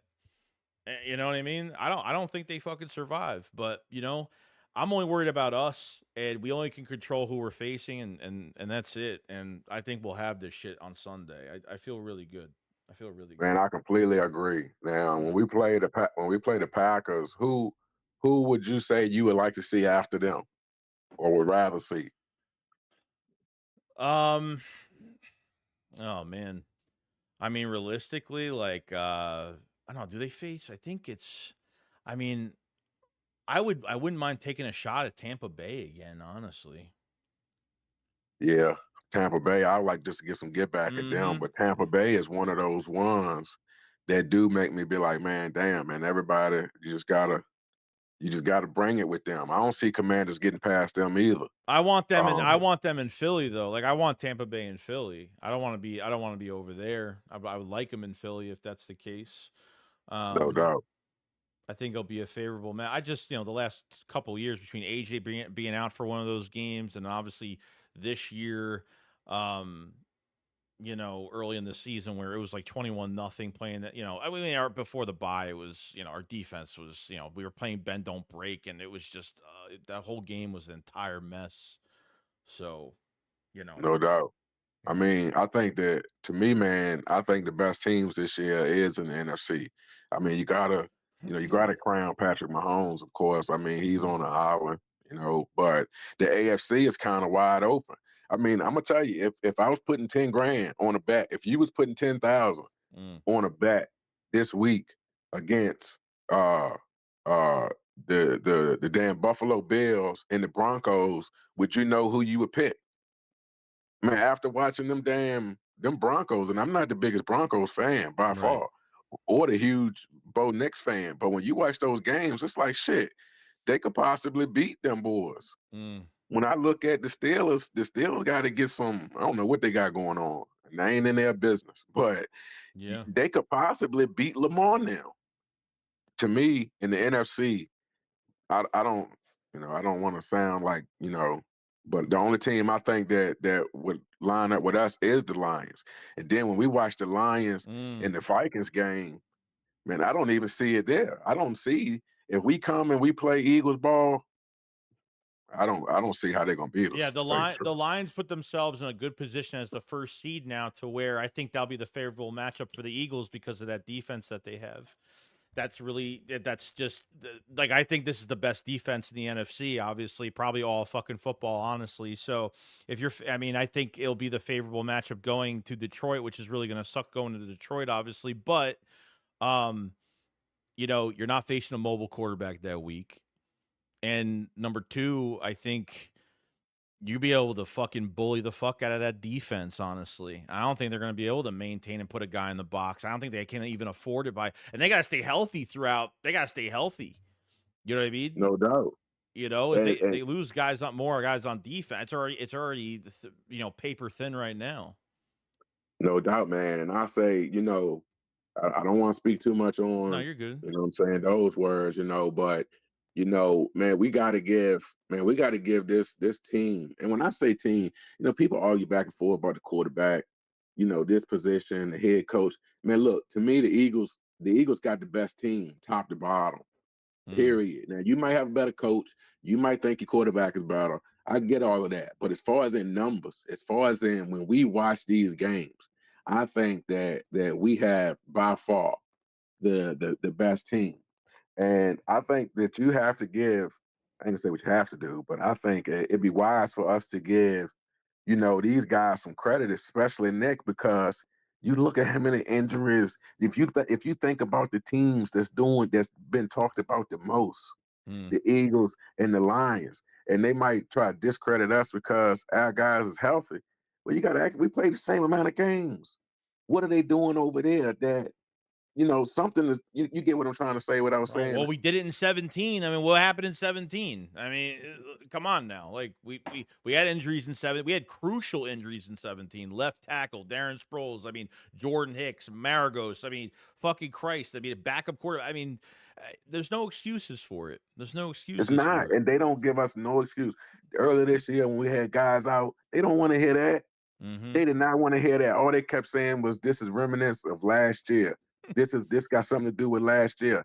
Even the game that we fucking played where Jalen went out, you would think if you came in and started watching the game after Jalen went out, you wouldn't even know that the starting quarterback for the Eagles was out. Yeah, no, it's like I mean, those two commentators were fucking disgusting that whole entire game. I mean, it was like, oh, the Commanders have 5 turnovers for the Commanders. Like you would think, it's like, well, no shit. It's like they're praising them, but at the same time, it's like, well, what's the reason why they're looking good off of 5 turnovers? Let me just guess why. I mean, not even talking about the real situation that's going on in the game and why Jalen Hurts is because Jalen Hurts is out.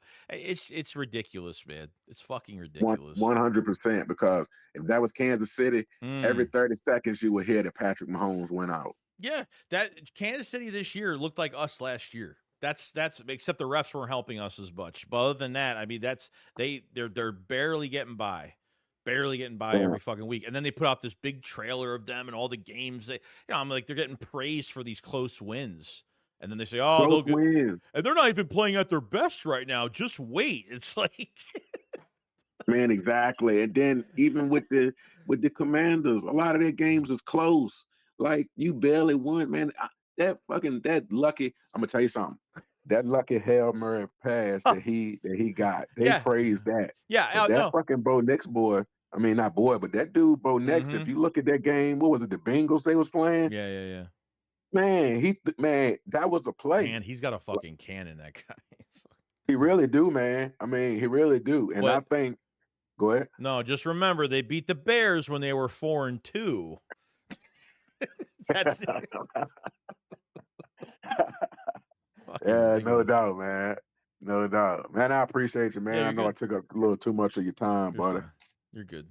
It's the end of the Happy night. New Year to you, Yeah, brother. you too, man. Hope your holidays went well. Hope everything went well. We'll be back with right, more this week. I appreciate it so much, man. All right, buddy. All right, thanks, man. Yeah, bro. We're doing our thing, man. We're doing our thing. All right, we're gonna do like maybe 1 or 2 more for the night. I think it's like midnight as of right now. We got over 200 in the chat. Make sure you subscribe to the channel, like the stream, guys. If you guys have it, appreciate it so much. We'll have obviously videos out tomorrow and stuff, but here we go. Philly Flower, what's up, man? Hey, how's it going? What's up, dude? Big fan. I don't want to take up too much time. It's all right. It's a messed up night, so it's fine. So there's a couple things I want to point out, like about the game. I basically think it's going to be a little bit more dominant version of what we've seen in Brazil. I have a few pretty valid, in my opinion, are valid reasons and whatnot. Like I'm pretty sure since it's gonna be in Philly and whatnot, we ain't gonna have to like deal like with the crappy field conditions and things of that nature. It's an actual football field, not a soccer field, and things of that nature. And then obviously, um, Jordan Love, his elbow got injured to the point that he couldn't feel his hand like in the interview or Mm, however the case. So like I prayers up to him, I hope he's healthy, like I don't want to wish nothing bad on anybody, you know what I'm saying? But at the same time, I mean that could, I mean a couple sacks, Josh Sweat, he's been playing great this season, one or two, just take him out the game, wish him all well. He can still play next year, and then right. nice and easy blow. And obviously, Christian Watson, he has a right knee injury. He was carted off the field, I believe, the last time they played. And then he previously had a left knee injury. So I'm pretty sure he's out for the season as well. ACL, yep.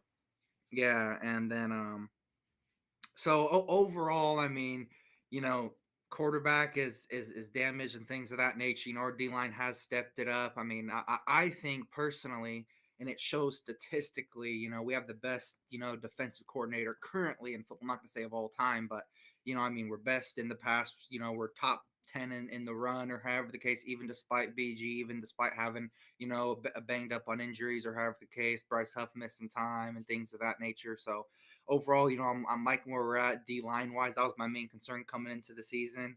Obviously, Cooper DeJean, Quinion, they've been doing their thing. Obviously, Zack Baun, he's been doing his thing. Right. Kobe Dean, I got to eat crow on that. Same All the here. people who read my comments or however the case, I called him Glass Man Dean. Also on Troll King Gaming, I called him that. I take full responsibility. I was wrong. He's not Glass Man Dean. He's the Mean Machine Dean or Damn. however, you know what I'm Yeah, saying? Something he Mean is. Machine Dean, something I don't know. But I'm eating crow. Take responsibility on that or however the case. Um, and to all the people doubting Jalen, the last time he missed this much time or however the case, I'm pretty sure was during the 2022 Super Bowl run, and the only game he lost was versus the Chiefs, and even then he still put up 35 points. And I blame the defense. I mean, letting up 17 points in the fourth quarter. I mean, that's not Jalen's fault. I mean, 17 points in fourth, nothing he can do. I mean, Right. and then I No. believe it was 22 in the second half. I believe total. Yeah. If we even would have stopped one of those, because they only won by 3 points, if we even would have stopped one of those, because Tom Brady put up like 500 yards, we got that one necessary stop that we needed. That's how we won. And the same thing could have happened in 22, but obviously it didn't. But Right. yeah, that's just my opinion. How do you and it, feel?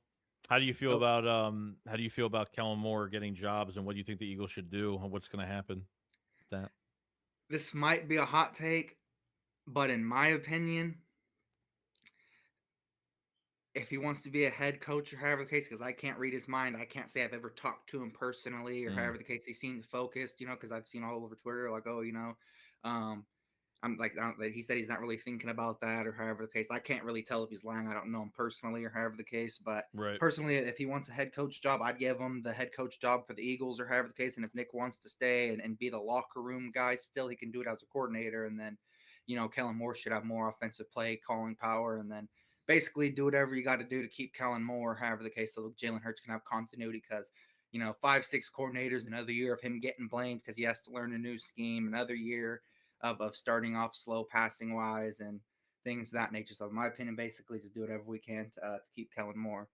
Yeah, I agree. Just throw money at him or do whatever you possibly can. I mean, that's all I could. I'm just hoping for the best and expecting the Yeah, worst at yeah, this like like point. like like co-head coach or something. I Yeah, mean, assistant like head like coach or ask something. ask Nick Sirianni to take like a coordinator job, so at least it's like the same coordinator, and then sign uh like Kellen Moore to like a 3-year head coach deal or something like that, or however. Yeah, I'd do it. Um, at least for like the Saquon run. I mean, because I believe like the last time Jalen he had some sort of continuity and the coordinators and coaching and whatnot. I mean, dang near MVP. I mean, 3,800 yards. I think he had like over 40 total touchdowns or however the case. Mm, Like 28 passing and then like 12 or 13 rushing or something like that. right. But either way, absolute beast or however the case. Top 10 at least this year. At least top 10. I have him at number 7 in my opinion, but at least top 10. But yeah, I'll go on that let the last person or however. I just wanted to say that or however the case that we do have those advantages. I wish Jordan Love the best. I wish Christian Watson the best and things of that nature. But yeah, Yeah, no, I mean, yeah, they definitely, no Jair Alexander, no Christian Watson's definitely going to be. I think partly it's just going to be stopping Josh Jacobs. Don't open these run lanes for Jordan Love and try to get him on the ground. And he's facing a better defense than what he faced in that first week. So, and Cooper DeJean's playing because like Cooper DeJean wasn't even this defense when we played the first game. So I think that's what they got to do and get the short passing game going offensively and be a bunch of bullies with Saquon. I can't wait to see Saquon in the playoffs. I'm pumped. I'm ready to go.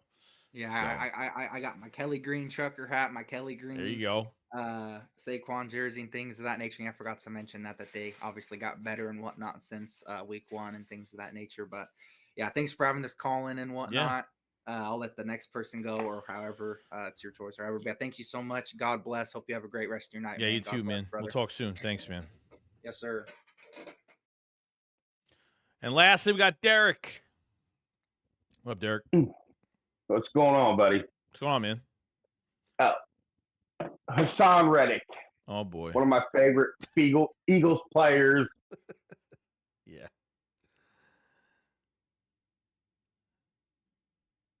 Hello. We lose him. Hello, hello. Can you hear me? Yeah, you're good. You're good now. I'm sorry. Do you think Hassan Reddick has CeeDee Lamb syndrome? And he just wishes he was back with the Eagles, and next year we're gonna pick 7 back up. And damn, I sure miss Hassan Reddick on the edge, the closer. Yeah, I So, don't. Yeah. Having a closer definitely helps. I don't. It was this whole offseason with him was just such a mess. I mean, after we traded him, absolutely. and then he was just like the Jets didn't have the pen and paper ready, and that was just weird enough. How he goes to the facility, has his press conference, and just doesn't sign his deal, and then he didn't show up, and then he didn't talk to Robert Salah, didn't talk to the head coach, didn't talk to anybody, and then It was marvelous. It was beautiful. It was beautiful. Aaron Rodgers and the Jets tanked again, like they usually do. The whole team is in shambles again, which is awesome because they're just the Jets. They're cursed. Whatever. Yeah. And I don't know. I think Hassan Reddick should come back home, and I think he should be humbled. Maybe come back and play with his team, and just kind of. What do you think? I mean, the yes or no? I don't know, dude. It really, I don't. I'm not really sure of, and the Eagles are gonna have an issue. They might have an issue on their hands, whether like Graham gets a network job, or if the Eagles don't want him back, he's definitely gonna retire, and or something like that. I don't think they're resigning Josh Sweat, and if Graham is gone, then I don't know what they're going to do. They're going to have to double dip. They're going to have to get a veteran edge rusher, and they might have to go into the draft in the first round and go to get an edge rusher. So, I thought we were looking at tight end on the first round to replace Dallas Goedert, who's kind of been injured. Yeah, a lot recently. So yeah, I mean, I think where they're sitting in the draft, I don't think like tight ends are going to be. I think they can get a pretty good tight end, in the first round, late in the first round. I'm not really high on getting a first round talent at tight end so much. I mean, but with the edge position, bro, it's a matter of I think they have to maybe I don't know Reddick. I don't know at this point. He's gonna want to. He's now because the Jets are horrible. He's probably not going to stay there now. So he's just going to go somewhere else. Probably get the money he wants to get, whatever that number is. We don't even know what the number. It was rumored 20 plus. I don't fucking know. I guess we'll find out. But the thing is, like, if you're going to go after a veteran edge rusher, like, I don't know what I'm really going to give up. I mean, Myles Garrett's probably going to leave the Browns, but I don't know if I'm giving up that much. I don't know if I'm giving up a first round like Max Crosby. That's crazy. Yeah. I mean, but that dude's a psycho. I don't know. I'd probably give up a farm for Max Crosby from the Raiders. That dude's a psychopath. That dude just wants to hurt people. just tackle people all day long. So. Yeah, the edge position is going to be like I think if they re-sign Joshua, which I don't think they're going to, but I would definitely have them signing Milton Williams over him if I had to really choose. But Reddick coming back, I don't think it's I don't think it's ever going to happen again. As You much don't as think so? no, That's what I don't. thought about CJ. I didn't think CJ, when he left talking shit about Eagles fans and his car got stolen, he was a bitch when he left. And I really didn't think he'd ever come back to the Eagles. But then he was like, you know what? You got to grow up. And then I'm retarded. And, I just want to go out there and be, I play think for the Eagles and win a championship. You no, got to grow up sometimes, the Chauncey thing was weird because I think part of the Chauncey negotiations, like I think Howie wanted to sign him last year, and then like Chauncey like held off on signing the first day or something, and then he signed with the Lions for a much cheaper deal than what the Eagles. I think the Eagles had Right. it was like a 3-year, like $22 million It was a better deal over. Yeah, it was I think it was a better deal, but yeah, it was just something weird with the negotiations. I don't think it was him not wanting to be here. I think like he like held off for more money. I think part of it too is he played safety for 1 year, so a lot of teams didn't see him as a safety either. He wanted to be paid safety money than playing with cornerback money. I mean, he would get paid more as a safety because he played better at that position last year. So I don't know. It was just really weird. So I don't take too much fault in that, but um, it's going to be an interesting offseason, no doubt. When it comes to edge rusher, like I'm glad that Nolan Smith, like I eat my crow at Nolan Smith because I didn't think he was going to do what he was going to do this year, but I don't really blame him for last year. I blame the coaching staff for really not playing him much because he was mostly a special teamer throughout the middle of the season and then finally got some snaps. And then, so depends if we lose Graham and Sweat, then we're going to have to double down. But the question is who, and what they're willing to give up for one in free agency or what, or a trade, or I don't know. I guess we'll see.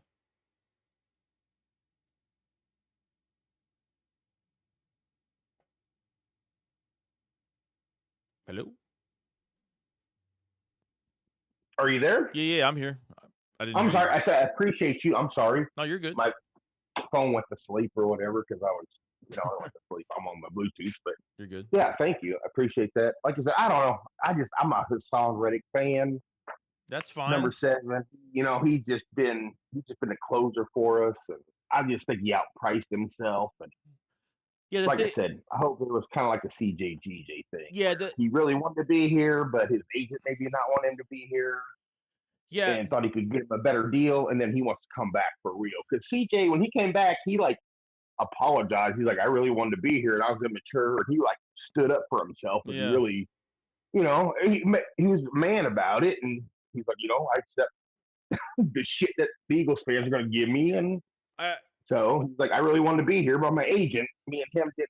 So it was money, and kind of hoping Reddick is the same way. I think the Eagles. I think they knew. I think because we don't know what the relationship is. I mean, I don't know if it's bad, Right. it's good, whatever. Like, obviously, they let go of him for nothing.